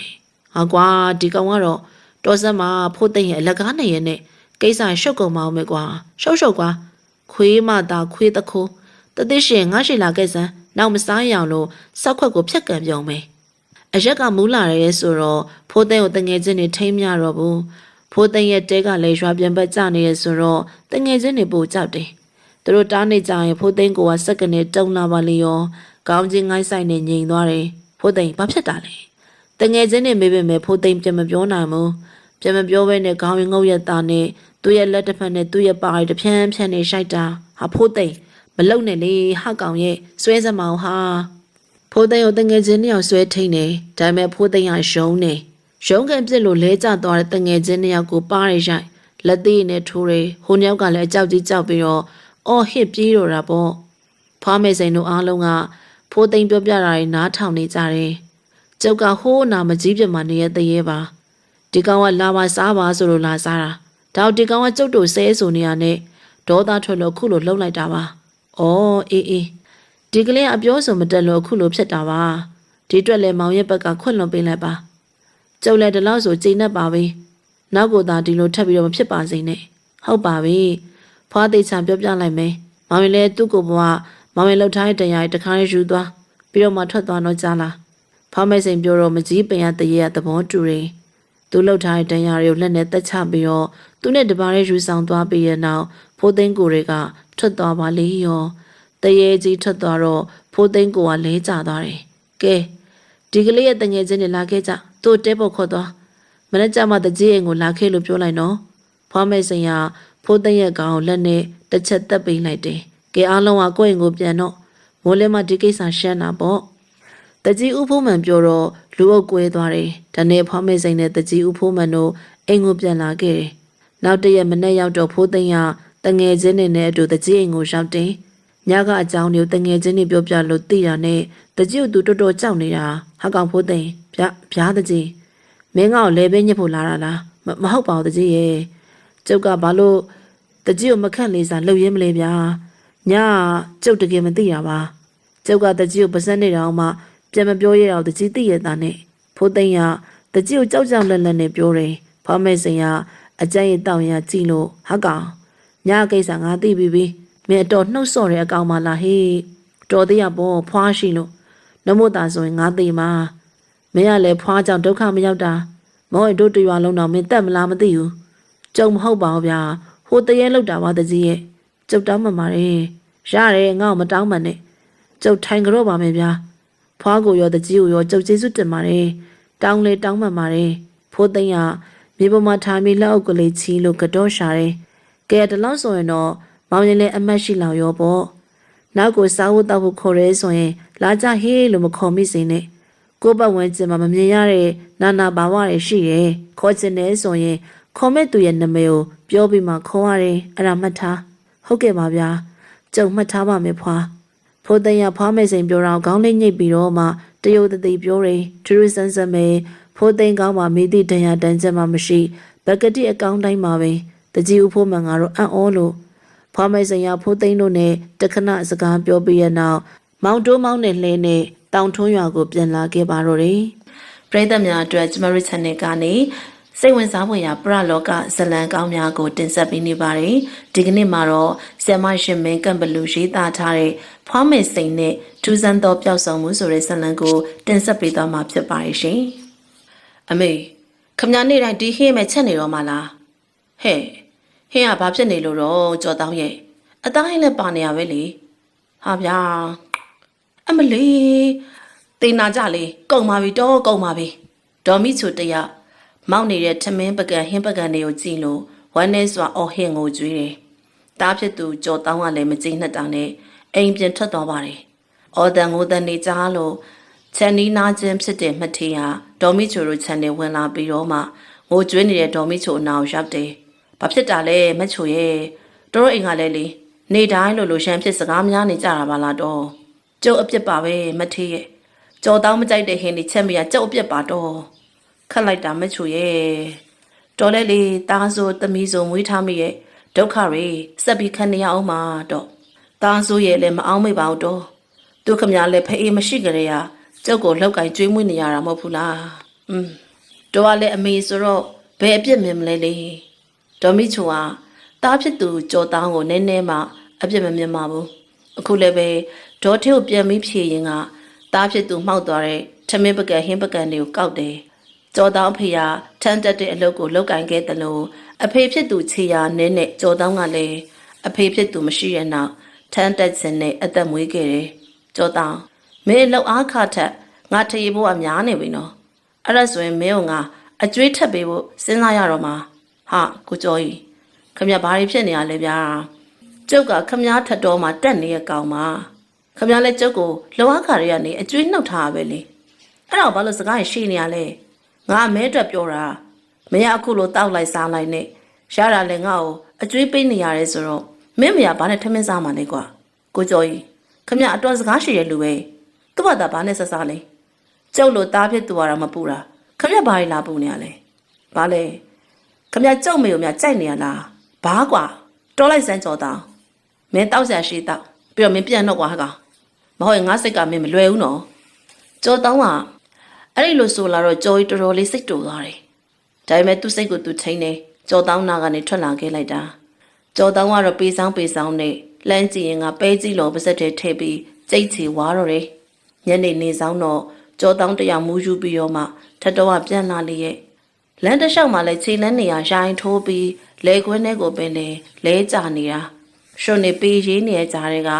အတင်းကုန်းယုံထပြီးတော့မှရှောက်လာပြန်နေကြော်တောင်းတယောက်ကတောက်တစ်ချက်ကိုခက်ပြင်းပြင်းခောက်လို့လမ်းကိုဆက်မလျှောက်တော့ဘဲနေရောက်တဲ့နေရာမှာပဲထိုင်နေမျက်လုံးကိုမနှဲပြူးပြီးတော့မှဟိုဘက်ဒီဘက်ကြည့်တော့သူထိုင်တဲ့နေရာရဲ့မှန်လန်းမကန်းမှာအယုတ်ကလေးတယောက်ကိုသူမြင်တယ်ဟာဒါပါလေးလေဒီလိုဆိုပြီးတော့အဲ့ဒီအယုတ်စီကိုသူကလေးဖက်ထောက်လို့သွားတယ်အယုတ်ကလေးကရွှွန်စေးတစ်မျိုးနဲ့ထုလောက်ထားတာဖြစ်တယ်ဆိုတော့လူတယောက်စောင့်ကြောင်ထိုင်နေရဲ့အလားဓာတ်နှစ်လက်ကိုပခုံးပေါ်မှာတင်လို့ထမ်းထားတဲ့ပုံစံမျက်နှာကိုတော့နှာခေါင်းပေါက်မျက်လုံးပေါက်တောင်မပါဘဲနဲ့ဗလာကြီးဖြစ်လို့နေတာကြော်တောင်းကအဲ့ဒီအယုတ်ကိုကောက်တယ်ကုန်းကျုံထပြီးတော့အိမ်ပြန်တယ်အိမ်ကိုရောက်တော့အယုတ်လေးကိုသူ့ရဲ့အိပ်ယာခေါင်းရဲ့မှာထားပြီးတော့အိပ်လိုက်တယ်အချိန်ကလည်းညတကောင်ရောက်လာပြီပေါ့ဒါနဲ့တပုတ်ပုတ်နဲ့အတန်ကြားတယ်အဲ့ဒီအတန်နဲ့အတူကြော်တောင်းရဲ့ပခုံးကိုတစုံတစ်ယောက်လာရိုက်ပြီးနှိုးတာဟာကွာဘာလဲမိခင်ဖြစ်သူဒေါ်မီချိုထင်တာနဲ့ကြော်တောင်းကစူစူငေါငေါနဲ့ပြန်နိုးလာတယ်မျက်လုံးဖွင့်ကြည့်လိုက်တော့ဟမ်ခမရဘာတူလဲသူ့ကိုစူးစိုက်ကြည့်နေတဲ့အနက်ရအဝတ်စားဝတ်ဆင်ထားတဲ့ယောက်ျားကြီးတယောက်ကိုတွေ့ရောကြော်တောင်းလှန်သွားတာအဲ့ဒီယောက်ျားကြီးကကြော်တောင်းပြုံးကြီးစိုက်ကြည့်နေတယ်မင်းဘာတူလဲကျုပ်ရင်လည်းခမရဘလို့ဝင်လာတာလဲဒီလိုမေးတော့အောင်မမဲငါ့ကိုခေါ်လာတာလေအဲ့လိုတိန်နဲ့ပြန်ပြောတယ်နေပါဦးကျုပ်ကခမရကိုဘာလို့ခေါ်လာမှာလဲခမရညာမနေနဲ့အခုချက်ချင်းကျုပ်ရင်လည်းထွက်သွားကြော်တောင်းကမယုံကြည်စွာပြောပြီးတော့မောင်းထုတ်တယ်ဟာကောင်မင်းငါ့ကိုခေါ်လာတာမယုံမင်းကောင်းရအယုတ်ကိုမင်းကြည့်လိုက်အယုတ်ဟမ်ဒီရုပ်နဲ့ခမရနဲ့အဲ့ဒီအယုတ်ကိုမော်ကဝေရုပ်လို့ခေါ်တယ်ငါအဲ့ဒီရုပ်တို့စောင့်နေကဝေပဲမော်ကဝေရုပ်တူဟုတ်လားဘယ်နေရာမှာအသုံးဝင်တာလဲမင်းဘာဖြစ်စင်လဲပြောအေးမင်းတခုခုခိုင်းစင်နေဆိုရင်ငါအတွက်စက်တကောင်နဲ့အရက်တပလဲတော့ပေးရမယ်အဲ့ဒါမင်းမမေးနဲ့နော်တကယ်လားခမရကျုပ်ခိုင်းတာကိုလုပ်ပေးမှလားအဲ့ဒါဆိုရင်ကျုပ်ကိုဟိုထတ်တော့ကကြော်ကြီးဆိုတဲ့အကောင်တက်ပေးစမ်းပြဒီကောင်ကတော်တော်ဆရာလုံနေတာကျုပ်တဲကိုကြည့်မြတော်တော်ကြာပြီအဲ့လိုကြော်တောင်းပြောတော့ဟုတ်ပြီလေမင်းကတော့မင်းကတိကိုမင်းတီးရမယ်နော်အဲ့လိုကြော်တောင်းကိုပြောပြီးနေရာကပျောက်သွားလေရဲ့ကြော်တောင်းကလည်းမော်ကဝေရုပ်ထုလို့ခေါ်တဲ့အယုတ်ကလေးကိုကြည့်ပြီးတော့အဲ့ရထဲမှာပြန်လှဲလိုက်တယ်အယုတ်လေးကိုကြည့်နေရင်ကတပြေးပြေးပြန်ပြီးအိပ်ပျော်သွားတာမနဲ့မိုးလင်းတော့ကြော်တောင်းဟဲ့ကြော်တောင်းထအောင်လေးသားရင်နေတော့ဖင်ထိုးနေပြီမနဲ့အစိုးရဗျာဘာလို့အော်နေရလဲအမလေးမစောတော့ဟဲ့ထကြည့်အောင်ဒေါ်မီချိုတန်ကြတော့ကြော်တောင်းကစက်မအိတ်တော့ပဲနဲ့ထလာတယ်ကြော်တောင်းကထမ်းတက်တဲ့အလုပ်လုပ်တယ်ဆိုပေမဲ့သူလုပ်တာသူတောက်တယ်ဒေါ်မီချိုကတော့ရွာထဲလဲပြီးအဝတ်လျှော်တယ်အဝတ်လျှော်ရုံမကကျုံနိုင်လောက်ကင်ပြီးတော့မှစားဝတ်နေရေးကိုဖြည့်ရှင်းတတ်တယ်သူတို့တင်မကပါဘူးကြော်တောင်းအတွက်ကိုပါထမင်းဟင်းနေချက်ပြုတ်ကျွေးမွေးပေမဲ့ဟင်းမကောင်းကြော်တောင်းကတောင်းကျမ်းတတ်သေးတယ်ခုလည်းပဲဒေါ်မီချိုနိုးတော့ကြော်တောင်းကပစိုးခတ်တိုဝဲလို့တောက်ရီအိုထဲရရှိနေမျက်နှာတက်လိုက်တယ်မျက်နှာရှိကိုလည်းပစိုးစာနဲ့ပုတ်ပြီးတော့မှအသားလေးတုပ်ရင်ကထန်လီတာကိုခါမှချိတ်လို့ခြံထဲကိုထွက်သွားဖို့ပြင်နေဟဲ့အဲ့ဒါဘယ်လဲဘယ်ရမှာတော့ထတော်ပေါ့ဒေါ်မီချိုမေကိုကြော်တောင်းပြန်ပြောပြီးတော့မှဆက်လန်းဖို့ခြိလန်းပြန်တော့ထန်တော့ပိုင်ရှင်ကြော်ကြီးကအခုမနဲ့ဆုံးသွားတယ်ဟဲ့ကြော်တောင်းရဲ့ဗျာကြော်ကြီးဆုံးသွားတယ်ဟုတ်ရဲ့လားငါမဟုတ်ပဲနဲ့ပြောမလားဟဲ့သူ့ခြံထဲမှာမှောက်ရည်တိတ်နေတာတဲ့ဒီတဲ့ကနေမဲမသိသေးတာတရွာလုံးကကလေးရမအစာခွေးဆုံးတိနေပြီဒေါ်မီချိုစကားကိုကြားတော့ကြော်တောင်းမျက်လုံးပြူးသွားတာဒါပေမဲ့ तू မယုံဘူးကြော်ရဲ့အိမ်ကိုသွားမယ်လို့ဆုံးဖြတ်လိုက်တယ်ကြော်ရဲ့အိမ်ကိုရောက်တော့ရွာလူတွေအတော်စုံနေပြီကြော်ရဲ့အလောင်းကိုစိတ်ဝင်တစားဝိုင်းအောင်ကြည့်နေကြတယ်ကြော်ရဲ့မိန်းမနဲ့ကြော်ရဲ့အမေဟာအော်ဟစ်ငိုယိုနေကြရှာတာပေါ့မနေ့တော့ကတော့အကောင်းကြီးပါပဲတော့ကိုကြော်ကြီးရဲ့ကျုပ်ကတော့ဖြစ်တော့တရားလက်ခံလို့ကိုမရအောင်တော့ ရွာသားတွေကစုယုံပြီးတော့မှကြော်ကြီးအလောင်းကြည့်တယ်ကိုကြော်ကြီးရဲ့ကြော်ကြီးမှာလက်ဝါးရာကြီးတွေ့တယ်ဒီမှာကြည့်လေသူသေးတာကြီးကလည်းမချိမဆန်သေသွားတယ်လို့ပဲအေးကွာရွာသားတွေရဲ့စကားဝိုင်းမှာကြော်တောင်းကမတိမတာလေးနားထောင်နေပြီးတော့သူကအိမ်ကိုချက်ချင်းပြက်နေကြော်တောင်းစိတ်တရားအိမ်ကိုမရောက်မချင်းစိတ်ကစောက်တရားမရဖြစ်တာအိမ်ကိုရောက်တာနဲ့သူ့ရဲ့အိမ်စီကိုသူကပြေးလို့ကြော်တောင်းဘာတွေလောနေရလဲဟဲ့ဘာတွေဖြစ်လာတာတော့အမေသားနေစမ်းမှာကောင်းရဲမှရှိနေရုပ်ကိုသူကကြည့်ရကြော်တောင်းကစိတ်မောနေရတာအဲ့ဒါဆိုညာအိမ်မက်မဟုတ်ဘူးပေါ့ဒီလိုရှေရွတ်ပြီးတော့အရှုပ်ကလေးကိုသူကြည့်ရအတွေးတွေတွေးရင်ကသေဆုံးသွားတဲ့ကြော်ကြီးရဲ့မျက်နှာကိုလည်းမြင်ရောက်နေပြီးတော့မှမျက်နှာပြုံးရှင်လို့ဟန်တော့ကြပြီဒီရုပ်ကတကယ်စွမ်းတာပဲအဲ့ဒါဆိုရင်တော့သူ့လိုချင်တော့ငါပေးလိုက်မယ်ဆိုရင်ငါခိုင်းတော့သူလုပ်ပေးမှာပဲမဟုတ်တဲ့အကြံတွေကဝင်လာတယ်အရုပ်ကလေးကိုနေရာပြန်ပြီးထားတယ်မိခင်ဖြစ်သူဒေါ်မိချိုစီကိုသွားတယ်အမေပတ်စံပေးစမ်းပါဟဲ့ဘာလို့မလို့တော့ဟဲ့ပေးဆိုပေးစမ်းဗျာနောက်ကြရင်ကျုပ်ကအမေကိုဒီထက်မကပတ်စံလေးပြန်ပေးပါမယ်အမေရဲ့ဟုတ်ရဲ့လားကြော်တောင်းရဲ့ငါ့ကိုလည်းနေရပတ်စံလေးပေးနေရမဟုတ်ဘူးလေငါဘာတန်ငါရှာစားနေရတာအဲ့ဒါပြင်းနေစားဖို့ငါပို့ပြီးရှာနေရသေးရလေဟဲ့ဟာခမရလေဗျာအသားရပြောရင်ဘယ်တော့မှထုတ်မပေးဘူးဘာလဲကျုပ်တောင်းချက်မှခမရထုတ်ပေးမှာလားရောပါဟဲ့ရောပါစံဝယ်မလို့ထားတာလေအကုန်သာယူသွားလိုက်ဟုတ်ပြီလားကြော်တောင်းအိမ်ရပစ္စည်းရောထက်မရိုက်ခွဲပါနဲ့ဟဲ့နင်းဖေရှာခဲ့သမျှလည်းနင်းခွဲလို့ကုန်ပြီငါလည်းထက်မဝယ်နိုင်တော့ဒီလိုဆိုပြီးဒေါ်မိချူကသူ့ရဲ့ထမိန်လိတ်ကြားတွေကပတ်စံကိုကြော်တောင်းထုတ်ပေးလိုက်တယ်ပတ်စံရတော့ကြော်တောင်းအရက်ဆိုင်ပြေးတယ်ဒေါ်မိချိုပေးရဲ့ပတ်စံနဲ့အရက်နှလုံးဝယ်ပြီးတော့မှအိမ်ပြန်လာတယ်အရက်တစ်လုံးသူ့ကောင်းရမှထားတယ်ကျန်တဲ့တစ်လုံးလက်ထက်မှကာပြီးမှော့တယ်ဒါနဲ့မပြီးသေးဘူးအိမ်မှာမွေးထားတဲ့ကြက်ဖတစ်ကောင်လောက်လေးကွာနဲ့လေဘင်းကိုပြက်ပြီးဖမ်းတယ်အမလီကြော်တောင်းနင်ဒီချက်ကိုဘာလို့မလို့လဲဘာလို့ရမလဲကြော်မလို့ပေါ့အေး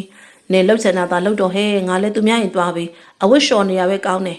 ဒါနဲ့ဒေါ်မိချိုထွက်သွားတယ်ကြော်တောင်းကသူ့ရဲ့လက်ချက်နဲ့လေဘင်းကိုလောက်လေးကွာထိမှန်ပြီးတော့မှ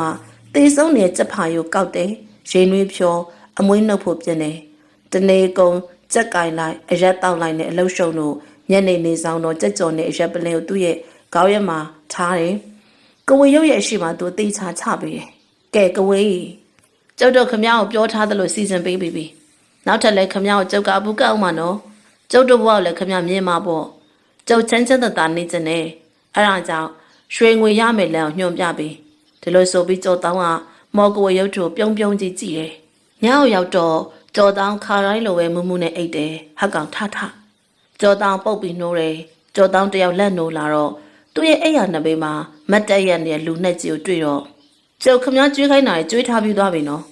အဲ့လိုပြောတော့လာထစမ်းမငါနောက်လိုက်ခဲ့လူနဲ့ကြီးကကြော်တောင်းအိမ်ပြင်ခေါ်သွားတယ်ညကတော်တော်လေးမိုးချုံနေရဲဆိုတော့တရွာလုံးတိတ်ဆိတ်လို့ဟဲ့လူခမဖဲသွားမှလဲရွာရဲ့လမ်းမအတိုင်းဆက်သွားပြီးကြော်တောင်းအော်မေးတယ်လူနဲ့ကြီးကကြော်တောင်းကိုနောက်ပြန်လှည့်ကြည့်တယ်ဒါပေမဲ့သူကအရှိကိုဆက်ပြီးရှောက်သွားပြန်တော့ကြော်တောင်းကဘာမှမမေးတော့ဘဲနဲ့တိတ်တိတ်ကလေးလိုက်တယ်လူနဲ့ကြီးကရွာလန်းထိတ်မှရှိအိမ်တိတ်အတွင်းကိုဝင်သွားပြန်တယ်ညာရီတကောင်သူတပားအိမ်အထဲကိုဝင်ပြီးတော့မှတခိုးလိုဆွဆွဲခံရရင်ကြောတောင်းတော့ဒုက္ခပဲလို့တွေးပြီးတော့ချမ်းပြမှာကြံခဲ့တာလူနဲ့ကြီးကချမ်းတကားကိုအလွဲတကူဝင်သွားတယ်တကားကြီးကပွင့်လို့ကြောတောင်းအိမ်ပြမှာကြံခဲ့တယ်ဆိုတော့လူနဲ့ကြီးကအိမ်အပြင်ခဏနေပြန်ထွက်လာတယ်ဟေးမင်းမဝင်မဲနဲ့ဘာလုပ်နေရလဲဟာခမသူများအိမ်ထဲကိုဒီချိန်ကြီးဝင်တော့ကျုပ်ကိုတခိုးဆိုပြီးဝိုင်းရိုက်မှာပေါ့ရွှေငွေလိုချင်တာမဟုတ်ဘူးလားငါနောက်ကိုလိုက်ခဲ့စမ်းမှာမဲရောဘသူမှမတွေ့စရာဘူးကြော်တောင်းကလူနဲ့ကြီးရဲ့စကားကြောင့်အားခဲပြီးတော့အိမ်ထဲကိုလိုက်သွားလိုက်တယ်တအိမ်လုံးကလည်းအိမ်မောကြလို့ခေါက်တန်နေအောင်ထွက်တယ်အဲ့ဒီအိမ်ကိုကြော်တောင်းသိတယ်ရွာမှာလူချမ်းသာဖြစ်တဲ့ဦးတင့်ဒေါ်စင့်တို့အိမ်သူတို့လိုစင်ရဲသားတွေကိုမတူမတန်ဆက်ဆံပြောဆိုတတ်တဲ့တထေးလင်မယားအိမ်လို့ပြောရင်ပိုမှန်မယ်ဟိုခန်းနေရတက်တာထဲမှာမင်းလိုချင်တဲ့ရွှေငွေတွေရှိတယ်မင်းကြိုက်တဲ့လောက်ယူလူနဲ့ကြီးပြောတော့ကြောတောင်းမျက်လုံးတွေကတောက်ပသွားတာရွှေတွေငွေတွေဆိုတဲ့အတန်ကြားတော့စိတ်ထဲမှာလည်းဝမ်းသာတယ်ဒါပေမဲ့ဖြစ်ပါမလားသူတို့နိုးလာတယ်ဆိုရင်ကျုပ်တော့ဒုက္ခပဲဒီလိုစိုးရင်စိတ်နဲ့ပြောတော့ဟာကောင်မင်းလိုချင်တာမင်းသွားယူငါတို့မနှောအောင်လှုပ်ထားတယ်ကဲမြန်မြန်တော့လှုပ်တော်နေငါအယုတ်ထဲကိုပြန်ဝင်ရတော့မှာဟုတ်ဒါနဲ့ကြောတောင်းကချက်ချင်းခန်းနဲ့ဝင်နေကျွန်းသက်တောင်ဖွင့်နေအဝတ်စားတွေအကြားထဲမှာထည့်ထားတဲ့ရွှေပြားတွေနဲ့လက်ဝတ်လက်စားတွေတွေ့တော့ကြောတောင်းကအဲ့ဒီပစ္စည်းတွေကိုသူ့ရဲ့ပစိုးစာတွေအကုန်ထည့်တယ် အခန်းထဲမှာရှယ်ကတင်ပေါ်မှာတထေးလင်မယားကဟောက်တန်လေးနဲ့အိမ်မောကြလို့ရပြီပြန်သွားမယ်ပစ္စည်းတွေအရယူပြီးတော့နေကြောတောင်းကရှေ့ကအရင်ဆုံးပြန်ထွက်တယ်တခြားသူတွေမြန်မာဆိုတော့တလန်းလုံးကလည်းမျက်လုံးကဟိုကြည့်ဒီကြည့်ပေါ့သူ့ရဲ့အနောက်မှာလူနဲ့ကြီးကတရွေ့ရွေ့လိုက်တယ်နောက်တနေ့မနေ့ရောက်တော့ရွာသိပ်ရွာထဲကတထေးဦးတင်တို့ရဲ့အိမ်မှာတခိုးခံရတယ်ဆိုတဲ့တဲ့ပြက်နှက်နေပါလေရောအမလီတော်ကျုပ်တို့ပစ္စည်းတို့တော့ခတ်ပြီးတေချာသိမ်းတာပါမနဲ့မိုးလင်းပြီးကြည့်တော့အဝတ်စားတွေရဲ့အောက်မှာပြန်ကျဲလို့တက်တာကြီးကလည်းတော်ကြီးခတ်လို့ပဲတော့ဘလို့တခိုးရမြတော့ဘလို့ဖြက်ပြီးခိုးတာလဲကိုမသိတာကျုပ်တို့တော့ဘဝပြက်ပါပြီဒေါ်စင်တတိထောင်းလေဗျာဖြက်မှာဖြစ်ရလေတော့တထေးကတော့ဒေါ်စင်ကတော့ဖြစ်ပျက်တွေကိုပြောပြီးငိုတယ်ကြားရတဲ့သူတိုင်းကလည်းဒေါ်စင်ကိုကြည့်ပြီးစိတ်မကောင်းဖြစ်တာပေါ့ဒီကိစ္စတွေကြောင့်တကြီးဦးမျိုးတက်ကငါရွာထဲမှာကွာဒီလိုတခါမှမဖြစ်ဘူးပါဘူးတနေ့ကလည်းထတော်ပိုင်ရှင်ကြော်ကြီးအသက်ခံရတယ်အခုတော့တော့ကြီးခတ်ပြီးတော့မှတိန်းထားပါတယ်ဆိုတဲ့ပစ္စည်းကိုတခုကဝင်ခိုးတယ်ဆိုတော့ဒီကောင်နဲ့နေရတော့မဟုတ်လားဘူးအဲ့တော့အားလုံးတတိနဲ့နေကြဒီရွာထဲမှာတခုခုအကြောင်းထူတာနဲ့ငါ့ကိုလာပြောကာလာသားတွေကညဘက်ကင်းတဲဆောင်ဖို့ပြင်နေရွာတစ်တရွာလုံးကအထိတ်ထိတ်အလန့်လန့်ဖြစ်ကုန်တာပေါ့ကြော်တောင်းကတော့အရက်ဆိုင်မှာတောက်လိုက်စားလိုက်နေချိန်ကုန်တယ်တထေးဦးတင်းစီကခိုးယူလာတဲ့ငွေကြေးတွေကိုဖွက်ထားပြီးတော့မှမိခင်ဖြစ်တဲ့ဒေါ်မိချူရဲ့ပတ်စံတွေပဲတောက်စားနေလိုက်တယ်ကြော်တောင်းကလူလေပါခိုးယူလာသမျှတော့ပစ္စည်းတွေအခုအချိန်ထုတ်သုံးလိုက်မယ်ဆိုရင် तू ကတခိုးဆိုတာတရွာလုံးသိသွားမှာအဲ့ဒါကြောင့်မို့အချိန်တစ်ခုထိဖွက်ထားမယ်လို့ဆုံးဖြတ်လိုက်တယ်ဖွားမဲ့စရဲ့နေအိမ်မှာမောင်တိုးတယောက်လည်းရောက်တယ်ဖွာ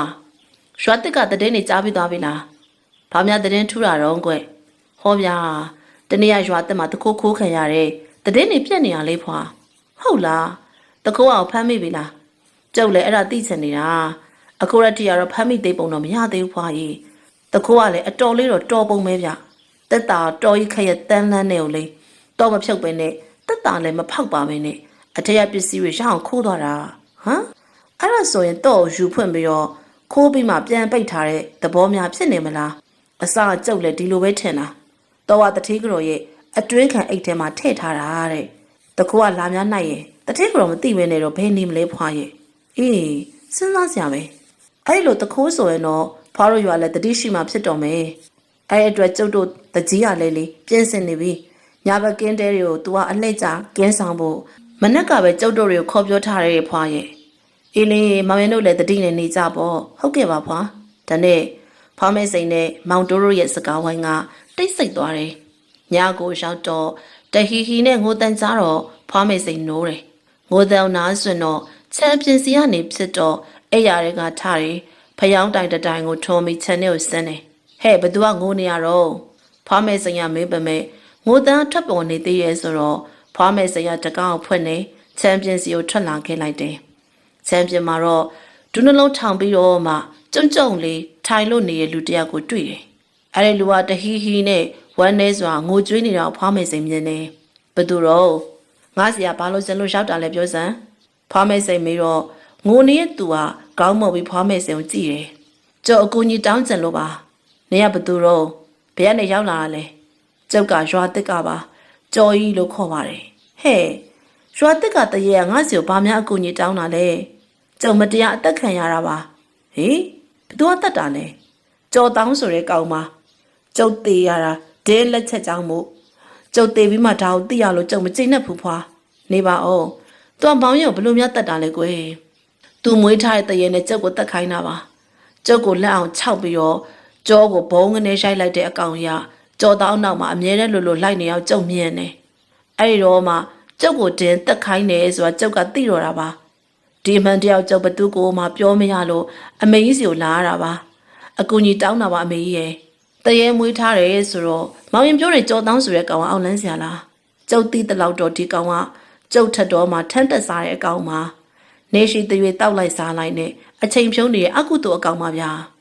အေးအဲ့ဒါဆိုရင် तू ကဘလို့ကြောင့်တရေမွေးတာလဲဒါတော့ကျုပ်မသိဘူးရွာထဲမှာတခိုးအခိုးခံရတယ်ဆိုတာလေဒီကောင်လက်ချက်ပဲအမေကြီးရဲ့ကျုပ်တို့ဒီကောင်အပြစ်ပေးပေးပါဒီကောင်ကနောက်ရက်ဆိုရင်တခြားစီကိုထွက်သွားတော့မှာအဲ့လိုဆိုတော့ဖွားမေစင်ရစဉ်းစားတယ်ကောင်းပြီလေဒါဖြင့်မနေ့ပြန်မောင်ရင်တို့ရွာကိုဖွာလာမယ်ရောက်တော့မှပဲမောင်ရင်ပြောတဲ့ကြော်တောင်းဆိုတဲ့ကောင်ရဲ့အကြောင်းစုံစမ်းရသေးရပေါ့ဖ ဖွားမိတ်စိန်စကားကိုကြားတော့ကျော်ကြီးကဝမ်းသာစွာနဲ့ခေါင်းငိတ်လိုက်တယ်ဖွားမိတ်စိန်ခြံဝင်းထဲပြန်ဝင်လာခဲ့တယ်ပြန်ပြီးတော့အိတ်လို့မရဘူးဆိုတော့ကိုပြက်မှာထားရင်ပြောင်းမှုဖက်စိလိကြီးကိုဖွာဆိုင်နေလိုက်တာစိတ်လိုက်ကိုဖွာဆိုင်ရင်ကတရေမွေးထားတဲ့ကြော်တောင်းချောင်းကိုလူရိသိစေဖို့ရန်ဘလို့လုပ်ရမလဲစဉ်းစားတယ်အစောကြီးဖွားမိတ်စိန်ကခေါ်ခိုင်းလို့မောင်တိုးနဲ့မောင်အုံတို့နှစ်ယောက်အလောတကြီးရောက်လာခဲ့ကြတယ်ဖွာဘာအရေးကြီးကိစ္စရှိလို့လဲဗျဟုတ်တယ်ကြောက်ပြက်လေဒီကလေးမှလာခေါ်ရဲရတိချင်တာဒါနဲ့ချက်ချင်းလိုက်လာခဲ့တာဖွာကြီးဒီလိုဆိုတော့ဖွားမိတ်စိန်ကဖွာတို့ရွာတက်ကိုသွားရမယ်ဟိုရောက်တော့မှကြည့်ပြီးတော့ပြောကြတာပေါ့ကိစ္စကလည်းဟိုရောက်မှသိရမှာကဲပါအချိန်ဆွဲနေလို့ကလည်းမကောင်းဘူးလေကျုပ်လှဲသွားယူလိုက်အောင်မယ်လေဖွာမယူနဲ့တော့ခြေကျင်မဲ့သွားကြတာပေါ့အော်ဟုတ်ဖွာဖွာမိတ်စိန်ကချီလွယ်အိတ်ကိုလွယ်တယ်သူ့ရဲ့လက်ဆွဲတော်တောင်ဝေကြီးကိုချောင်းလို့ရှေ့ဆုံးကနေသွားတယ်မောင်တိုးနဲ့မောင်အုံတို့ကအနောက်ကအတူတူလိုက်တယ်ရွာတက်ကိုသွားတဲ့လမ်းတစ်လျှောက်မှာတွေးဆုံနေရွာသူရွာသားတွေကနှုတ်ဆက်ပြီးတော့မေးမြန်းကြတယ်ဖွာဘယ်သွားမလို့လဲဟေးရွာတက်ကိုပါဟောဗျာခြေချင်းသွားမလို့လားဖွာရဲ့အေးလေရွာနီးနာကျင်မဲ့မလားခြေကျင်မဲ့ကောင်းပါရဲ့ကွယ်ဖွာတို့ကြည့်ရလောတဲ့ပုံပဲအေးသွားပြီကွယ်ဖွာမိတ်စိန်ကပြန်ပြောပြီးတော့ဆက်လို့ရှောက်တယ်ရွာတက်ကိုရောက်တော့တွေးသမျှလူတိုင်းကဖွာမိတ်စိန်ကိုတီတော့နှုတ်ဆက်တယ်ဒါနဲ့ဖွာမိတ်စိန်တို့ကရွာတကြီးဦးမျိုးတင်နေအိမ်စီကိုရောက်လာခဲ့ကြတယ်ကျုပ်စီကိုဖွာတို့ရောက်လာတယ်ဆိုတော့တခုခုထူးပြီးထင်တယ်အဲ့ဒီလိုတကြီးဦးမျိုးတက်ကပြောတော့ပြောရရင်တော့မောင်ရဲ့ရွာရဲ့အရေးကိစ္စပဲကွယ်ဗျာကျုပ်ရွာရေးဒါဖြင့်ပြောပါအောင်ဖွာရဲ့အခုတလောကျုပ်တို့ရွာမှာဖြစ်နေတာတွေကလည်းတခုမှစိတ်ဆန်းသာစရာမရှိပါဘူးဗျာအေးဒီเจ้าနေပြောမှာပဲနေပါဦးမောင်ရင်တို့ရွာမှာကြော်တောင်းဆွေနေမယ်နဲ့လူရှိသလားကြော်တောင်းဆိုတော့ဟိုထန်းတက်စားတဲ့အရက်သမားထရေသမားကြော်တောင်းပြောတာလားအေးဟုတ်တယ်မောင်ရင်တို့ရွာမှာလူသေးတယ်တခိုးအခိုးခံရတယ်ဆိုတော့သူ့လက်ချက်ကြောင်းပဲအဲ့ဒါကြောင့်သူ့ကိုထွက်မပြေးနိုင်အောင်လို့အခုချက်ချင်းတော့ဖမ်းထားလိုက်ဗျာဒါရီဒီကောက်လက်ချက်ပေါ့တကြီးဦးမျိုးတဲ့အံ့ဩသွားတယ်ဟုတ်လို့လားလို့ပြန်မေးရအောင်ကလည်းပြောနေတဲ့လူကဖွားမေစိန်ဖြစ်နေတော့ဟုတ်ပါပြီဖွာကပြောတယ်ဆိုတော့လေအကြောင်းရရှိကိုရှိမှာကျုပ်ဒီကအခုချက်ချင်းတော့ဖမ်းခိုင်းမယ်ဒီလိုပြောပြရတယ်ကျန်တဲ့ရွာသားတွေခေါ်တယ်ပြီးတော့ထွက်သွားလေရဲ့ဖွာကျုပ်တို့လိုက်သွားလို့ရမလားမောင်တိုးကမေတော့လိုက်ချင်လဲလိုက်သွားလိုက်လေဖွားမေစိန်ခွင့်ပြုရတဲ့မောင်တိုးတို့တွေကတကြီးဦးမျိုးတက်နောက်ကိုအပြေးလွှမ်းလိုက်ကြတာဖွားမေစိန်ကတော့တကြီးကတော့နေအိမ်မှာကြံခဲ့တယ်တကြီးဦးမျိုးတက်ကရွာသားတွေနဲ့အတူဒေါ်မီချိုနေအိမ်ကိုရောက်တယ်ဒေါ်မီချိုရဲ့ချန်ပီယံရောက်တော့ပြိုးဒေါ်မီချိုထွက်ခဲ့ပါဦးအရင်မီချိုတကြီးကိုလာနေရဲ့ဗျအဲ့လိုအော်ခေါ်တယ်အတန်နေကြတော့ဒေါ်မီချိုကပြတလဲချန်ပီယံထွက်တယ်လူတွေအများကြီးပါလားဘာများဖြစ်လို့လဲတကြီးဒေါ်မီချိုကထိတ်ထိတ်အလန့်လန့်နဲ့တကြီးတို့ကြည့်ပြီးမေးတယ်ခမည်းသားကြော်တောင်းပါမလဲကျုပ်သားလားမသိဘူးလေတော့မိုးလဲလို့ကျုပ်နိုးကြရသူ့ကိုမတွေ့ဘူးဘာများဖြစ်လို့လဲတကြီးအဲ့ဒါဆိုခမည်းသားထွက်ပြေးသွားတာပေါ့ဟောက်ကောင်လေးဒီရွာနားတွေတည်င်းဖြန့်ပြီးဒီကောင်ရအောင်ရှာစမ်းတို့ရွာဒုက္ခပေးတဲ့အကောင်မလွတ်စိမ့်နဲ့ရွာတကြီးကရွာသားတွေကိုအမိန်ပေးလိုက်တယ်နေပါအောင်တကြီးရဲ့ကျုပ်သားပါအမားတွေများလှုပ်ထားမိလို့တော့ကျုပ်ရှင်နေပူလို့ပါပြောပါအောင်တကြီးကြော်ဤတရားတာနဲ့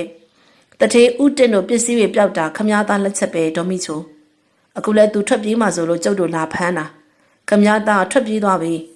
ဒါသူတကယ်ဒီကိစ္စကိုကျူးလွန်ထားရဲဆိုတဲ့တက်သေးပဲရှင်တကြီးစကားကိုကြားတော့ဒေါ်မီချိုကမြေပေါ်ကိုတောင်မှလဲကျသွားတာအမလီကြော်တောင်းရဲ့နင်ပါလှုပ်နေရလဲဒေါ်မီချိုကိုတော့လာကြည့်ကြတဲ့သူတွေကစုပ်သက်နဲ့ခေါင်းလေးတွေခါရင်ထွက်သွားကြတယ်ကြော်တောင်းတယောက်ကတော့မိခင်ဖြစ်သူကိုပြစ်ပြီးတော့မှထွက်ပြေးသွားပါပြီဖွားမေစိန်ကကြော်တောင်းထွက်ပြေးသွားတယ်ဆိုတာသိတော့တကြီးကဒီကောင်ကြုတ်ရအောင်ဖမ်းမှာပါအဲ့ဒီအတွက်လည်းဖွားစိတ်ချအေးလေဖွားတို့လည်းသူထွက်ပြေးမှဆိုလို့အရောက်လာတာပဲကွယ်ဒီကောင်ကအမေအိုးကိုထားရစ်ပြီးတော့ဘယ်များသွားတာပါလဲအဲ့လိုဖွားမေစိန်ပြောတယ်ပြီးရနောက်တော့တကြီးဦးမျိုးတက်ကရွာသားတယောက်ကိုနွားလဲနဲ့ဖွားမေစိန်တို့ကိုတောင်ထုံးရွာကိုလိုက်ပို့ခိုင်းတယ်ကြော်တောင်းထွက်ပြေးပြီးတလကြတော့ဖွာကျုပ်တဲ့တခုရတယ်ဗျအဲ့လိုစကားအော်ပြောပြီးတော့မောင်တိုးချန်ဝိုင်းထဲဝင်လာပါလေရောဘာတဲ့ထူတာလဲဟိဖွားမေစိန်ကမေးတော့မောင်တိုးကထန်းလက်ခုံမှာဝင်ထိုင်နေကျုပ်တငယ်ချင်းတယောက်မြို့မှာပြန်လာတယ်အဲ့ဒါဒီကောင်းစီကတဲ့ထူပါတယ်အေးလေဘာတဲ့ထူတာတော့မြို့မှာတခိုးတွေတောင်းကျမ်းနေရတဲ့ညပတ်တယ်ဆိုရင်လူချမ်းသာတဲ့ခမ အဲ့ရမှာတော့တော်တော်ကြောက်နေရပြောတယ်ဟဲ့အဲ့လောက်တောင်ဖြစ်နေရလားဟုတ်တယ်ကြီးတခိုးတွေဆိုရင်လေဘလောက်ထိအဆောင်နေပဲထားမိုးလဲနာနဲ့ပစ္စည်းရပျောက်တာပဲတဲ့အလိုလေတော်တော်ကြောက်စရာကောင်းတာပါလားတည်င်းကြားလိုက်တော့ဒေါ်ဝင်းကအံ့ဩသွားတယ်နေပါဦးဒါဆိုဒီကိစ္စမျိုးကရွာသစ်မှာလည်းဖြစ်ဖို့ရမလားဟုတ်တယ်ဖွာအဲ့ဒါကြောင့်ကျုပ်လာပြောတာကြည်ရရွာသစ်ကထွက်ပြေးသွားတဲ့ကောင်ကအခုမြို့မှာတောင်းကျမ်းနေတဲ့တခိုးနဲ့အတူတူပဲထင်တယ်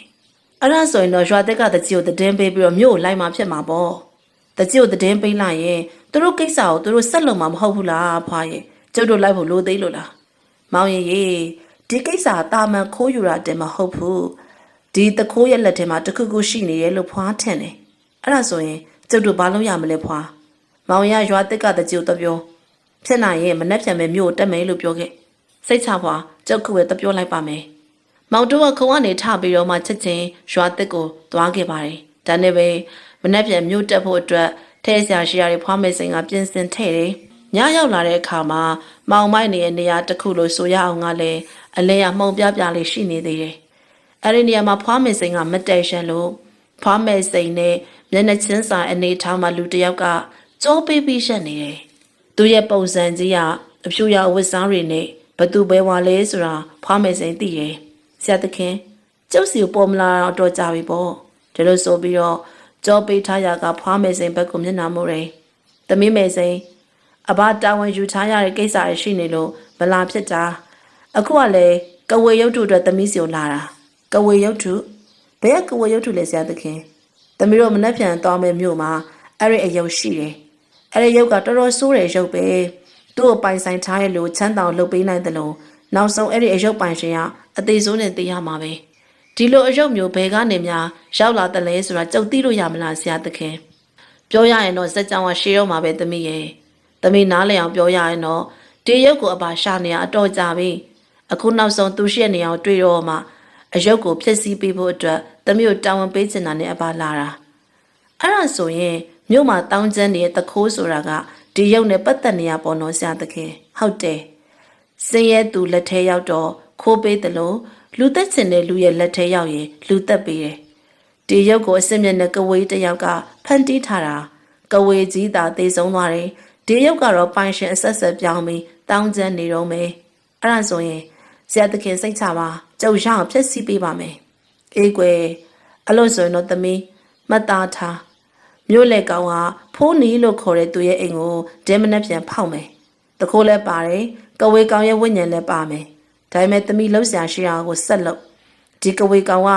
သူ့ကိုဖန်တီးခဲ့တဲ့ကဝေကြီးလောက်ပညာမရှိပါဘူးကဝေရုပ်ထုကိုရအောင်ရှာပြီးသမီးဖြစ်စီပြန်တော့ဟုတ်ကဲ့ပါဆရာသခင်မဲစိန်ကဆရာသခင်ရဲ့စကားအတိုင်းဆောင်ရွက်ခဲ့တယ်။ဖွားမဲစိန်ကပြောတော့အဲ့ဒီပုဂ္ဂိုလ်ကြီးပြုံးသွားတယ်။သူ့ရဲ့ကောက်တဆက်ဆက်ညိတ်ရင်နဲ့ဖွားမဲစိန်အရှိပြောက်သွားတယ်။နောက်တနေ့မိုးလင်းတော့တကြီးဦးမျိုးတစ်ကနွားလဲနဲ့ဖွားမဲစိန်တို့ကိုလာရောက်ခေါ်တယ်။ရွာသားတယောက်ပါအတူပါတယ်။မောင်တို့ကလှဲမမောက်ရတော့ဘူး။ဒါနဲ့တကြီးဦးမျိုးတစ်ရဲ့လှဲနဲ့သာဖွားမဲစိန်တို့မျိုးတက်လာခဲ့ကြတယ်။လမ်းမှာဖွားမဲစိန်ကဒီတခိုးကမျိုးလက်ကောင်ကဥဖိုးနီဆိုတဲ့အိမ်ကိုဝင်ခိုးမယ်လို့သိရတယ်မောင်မျိုးတဲ့ရဲ့ဟာအဲ့လိုဆိုရင်တော့ပလိတ်တွေရောကုညီတောင်းမှဖြစ်မှာပေါ့ဒါမဲ့မောင်ရဲ့ပလိတ်တွေကိုပြောပြလို့သတင်းပြန်သွားတယ်ဆိုရင်တခိုးတွေမမိပဲဖြစ်မယ်အဲ့တော့စိုးရင်ရတယ်အဲ့လိုဆိုဘယ်လိုလုပ်မလဲဖွာစံလေးပါလေးပေးပါဦးမြို့မှာဖွာတို့အသိအိမ်ရှိတယ်အရင်ဆုံးအဲ့ဒီအိမ်ကိုသွားတာပေါ့ဟုတ်ကဲ့ဖွာဒါနဲ့ဖွာမဲစိန်တို့ကတထေးဦးကျော်ဆွေနဲ့ဒေါ်စိုးမမတို့ရဲ့နေအိမ်ကိုရောက်တယ်ဟာအမေတို့ရောက်လာတယ်ဟဲ့သမီးလားဆိုရင်ဒီမှာလာပါဦးသမီးတထေးဦးကျော်ဆိုရဖွားမယ်စိန်တို့ကိုမြင်တော့တော်တော်ဝမ်းသာသွားတာအခါကိုဖွားမယ်စိန်တို့ကိုခေါ်တယ်ကျုပ်ဖြစ်အမေတို့ရောက်လာတာဝမ်းသာလိုက်တာအလဲလာတော့မဟုတ်ပါဘူးမောင်ရဲ့ဖွားတို့မှာအကြောင်းကိစ္စရှိလို့လာတာကိစ္စရှိလို့ရောက်လာတယ်ဆိုတော့ဖွားမယ်စိန်ရဲ့စကားကိုကြားတော့တထေးဦးကျော်ဆိုရစိတ်ဝင်စားပုံနဲ့ဘာအကြောင်းများရှိရလဲမေရဲ့အချိန်ဆွဲပြီးတော့ပြောလို့တော့မရဘူးခုပဲဖွာပြောပြမယ်မောင်ရဲ့အကူညီလိုရဲဆိုရင်လည်းကူညီပေးကြပါအောင်ကွယ်ပြောတာပြောပါမေးရဲ့ကျုပ်ကူညီနိုင်တာဆိုရင်ကူညီပေးဖို့အသင့်ပါပဲအဲဒီလိုတထေးဦးကျော်ဆွေရဆိုတော့ဖွာမဲစိန်ကတထေးဦးမျိုးတက်နဲ့မိတ်ဆက်ပေးပြီးလေမှဖြစ်ကြောင်းကုံစင်ပြောလိုက်တယ်ဖွာမဲစိန်ပြောပြတာနားထောင်ပြီးတော့မှတထေးဦးကျော်ဆွေရမျက်မှောင်ကြီးကျုံလို့ ဒီကောင်တောင်းကျနေအောင်ကြုတ်တည်ရဲ့ဘယ်နေ့ရောက်လာမလဲလို့စိုးရိမ်နေရတာအမေကြီးခုတော့ကြည်စမ်းမအောင်ဒင်းတို့အမေကြီးတို့လာပြီးဖမ်းနေဆိုတော့ကျုပ်ဘက်ကကူညီရမှာပေါ့ဘာမှမပူနဲ့စိတ်ချတထေဦးဖိုးနေဆိုတာကျုပ်နဲ့အတော်ရှင်းနေရဲ့သူကျုပ်ခုပဲသူ့သွားပြီးခေါ်လာခဲ့မယ်အေးလေမောင်ရင်တို့ချင်းရှင်းနေရဲ့ဆိုတော့ကောင်းတယ်သူနဲ့မျက်နှာချင်းဆိုင်တွေ့မှတိုင်ပင်ဆရာရှိရတိုင်ပင်တာပေါ့ဟုတ်ကဲ့ပါအမေကဲသမီးလလန့်ဆွေနဲ့ငါမိမဒေါ်စုမမကြီးအမေတို့လိုအပ်တာတွေဘာမှမရှိအောင်လို့မင်းတို့လိုလေသေးမရှိပြင်ဆင်ပေးထားကြဧည့်ခံပေးထားကြနော်ကျုပ်ကတော့တထေဦးဖိုးနေအိမ်ကိုသွားအောင်မယ်ဒီလိုဆိုပြီးရနဲ့တထေဦးကျော်ဆိုရသမီးနဲ့စနီးကိုမှာကြားပြီးရနောက်အိမ်ကနေထွက်လာခဲ့လိုက်တယ်တထေကတော့ဒေါ်စုမမနဲ့သမီးဖြစ်သူတို့ကဖွားမယ်စိန်တို့အတွက်ထမင်းနဲ့ဟင်းတွေပြင်ဆင်ပေးတယ်ဧည့်ခံနေထမင်းစားပြီးတော့မှဧည့်ခံမှာတသေးတွေနဲ့ပြင်ဆင်ထားတော့တထေဦးကျော်ဆွေပြန်လာတယ်တထေဦးကျော်ဆွေနဲ့အတူလူတစ်ယောက်လည်းပါတယ်သူကတော့တထေဦးဖိုးနေပါအမေ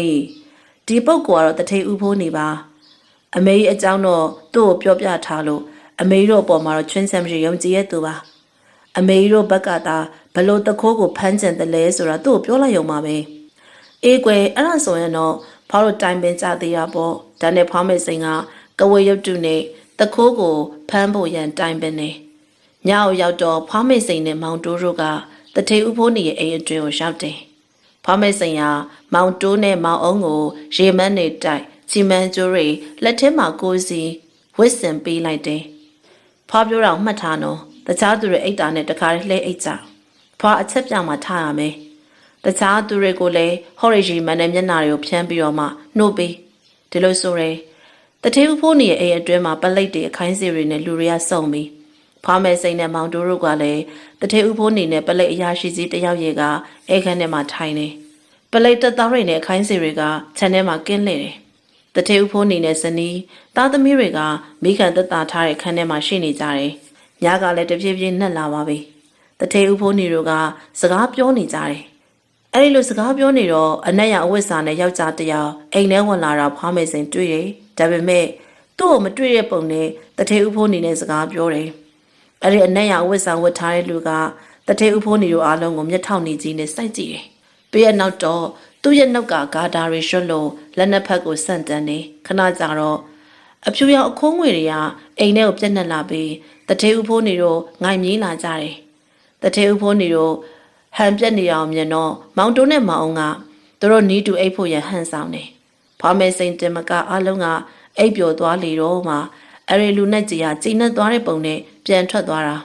ခဏနေကြတော့လူနဲ့ကြီးနဲ့တူတူယောက်ျားတစ်ယောက်အပေါ်ကိုရှောက်လာပါတယ်အဲ့ဒီယောက်ျားကြီးကိုလူနဲ့ကြီးကအပေါ်ထက်အခန်းစီကိုခေါ်လာခဲ့တာပါအမလေးမြို့ပေါ်တက်ပြီးတောင်းကျက်နေတခိုးဆိုတာဒီကောင်လားဟဲ့ဖွားမယ်စိန်ရဲ့ရီတန်နဲ့အတူပြောဆိုလာတဲ့စကားကိုကြားတော့လေကားပေါ်တက်လာတော့မယ်လူရဲ့ခြေလက်နေရရက်တန်သွားပါလေရောမောင်တိုးနဲ့မောင်ကလည်းချက်ချင်းထလို့ဓာတ်တွေကိုစီကင်ပြီးတော့အသင့်ပြင်တယ်ခါတိုင်းနဲ့မတူတဲ့ချိန်လေးဆိုတော့လူနဲ့ကြီးကအံ့ဩတယ်လေကားပေါ်မှာရှိတဲ့လူကလည်းကြောက်လန့်နေရပေါ့ဟဲ့ကဝိကောင်နေဆွမ်းနဲ့လှုပ်လိုက်တာဒါပဲလားခမရဘာတူလဲငါ့ကိုတော့နေရမသိပဲနဲ့ဘာလို့ငါနဲ့လည်းဝင်ပြီးတောင်းကျက်နေရလဲပြောစမ်းအခုမှတော့နေရောနေဝင်နေရဲ့ရုပ်တုပါဖြစ်စည်းရမယ်ကဲနင်ပါတက်နိုင်သေးတယ်ကြောက်ရှိနေရနှစ်ပေါင်မနေတော့ဘူးခုမှလာပြီးခမရဖြစ်စည်းလို့ရမယ်ထင်လားအောင်မဒီလောက်မှန်ကြွနေရဲ့အကောင်ဖြောက်ကနေပြောင်းလှုပ်ထဲလိုက်ရဟိုကောင်ပြင်းမဲ့မကြံနဲ့နော်ပြေးရနဲ့နေ့ရဲ့ခြေအောင်နှစ်ဖက်ကိုအပိုင်းပိုင်းပြအောင်ကိုခုတ်ပြရလိမ့်မယ်ဖွားမယ်စိန်စကားကိုကြားတော့ထွက်ပြေးမဲ့သူကလည်းကြောက်ပြီးမပြေးရတော့ဘူးမောင်တိုးကလည်းရေမန်းနေနဲ့အိပ်ပျော်နေတဲ့တထေဦးဖိုးနေတို့ဖြန်းပြီးတော့မှလှုပ်နှိုးတယ်သူတို့တွေအဲ့ဒီတော့မှနိုးလာကြတာဟမ်ဒီကောင်လားဟုတ်တယ်ဒီကောင်ကတခိုးပဲတခိုးဝါမီဖမ်းကြလူနဲ့ကြီးကအဲ့ဒီချိန်ပျောက်သွားတော့တာအပြင်မှာပုံပြီးစောင့်နေကြတဲ့တထေဦးကျော်ဆွေတို့လူစုကမောင်တိုးနဲ့အတူအပေါ်တက်လာတယ်ဟာဒီကောင်ကကျုပ်တို့ရွာသားကြော်တောင်းမဟုတ်ဘူးမင်းမမှန်ပြောဒီရုပ်ကိုအရင်ပိုင်ခဲ့တဲ့ကြော်တောင်းဆိုတဲ့ကောင်အခုဘာမှလဲ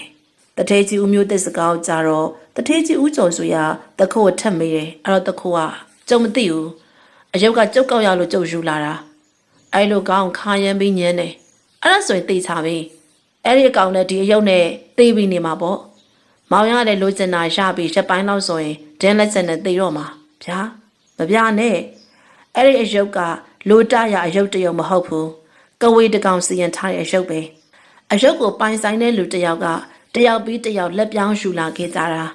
ရိုးရိုးရှင်းရှင်းကိစ္စမဟုတ်ဘူးအဲ့ဒီကဝေကောင်ကပိုင်ရှင်တွေကိုတက်ပစ်ခဲ့တာဖွားမေစိန်ပြောတော့တခိုးတင်မကအားလုံးအံ့ဩကုန်တယ်ကဲအဲ့ဒီရုပ်ကိုပြီးတခြားမှာတော့မထားခဲ့တော့ပါအောင်နော်မထားခဲ့ပါဘူးဟောဒီမှာပါယူပါမေးဒီလိုဆိုပြီးတော့သူ့ရဲ့အိတ်ထဲကအရုပ်ကိုထုတ်ပြီးတယ်ဖွားမေစိန်လက်ထဲကိုရောက်တော့အရုပ်လေးကိုအားလုံးဝိုင်းကြည့်ကြတယ်ဖွားမေစိန်ကအရုပ်လေးကိုယူပြီးမီးရှို့ပစ်ဖို့လုပ်တယ်မောင်တိုးကတော့မီးရှို့ဖို့ရန်ပြင်ဆင်ပေးပြီးတဲ့နောက်ဖွားမေစိန်ကအဲ့ဒီအရုပ်ကိုကြောက်လောင်နေတဲ့မီးတောက်တွေကြားပစ်ထည့်လိုက်တယ်မီးတောက်တွေကြားထဲမှာရှိတဲ့အရုပ်ကိုသူ့ရဲ့တောင်းဝိတ်နဲ့စောင့်ဆောင်ပြီးတော့မှထုချပြီးတော့အရုပ်ကလည်းအစိမ့်စိမ့်အမွားမွားကွဲကြည်သွားပါတော့တယ်အဲ့ဒီနောက်မှာတော့ဖွားမေစိန်တို့တွေကတထေးဦးကျော်စုရဲ့နေအိမ်ကိုပြန်လာခဲ့ကြတယ်တော်ပါသေးရဲ့အခုလိုအမေကြီးတို့ကူညီလို့ကျုပ်တို့အားလုံးလည်းဒီကောက်လက်ကလွတ်တာမောင်မျိုးတစ်ကတော့ရွာရောက်တယ်ဆိုရင်ကြော်တောင်းမျိုးတေချာလေးရှင်းပြလိုက်ပါသူခမရလည်းသားဖြစ်သူမျောနေမှာပေါ့ဟုတ်ပါတယ်ဖွာ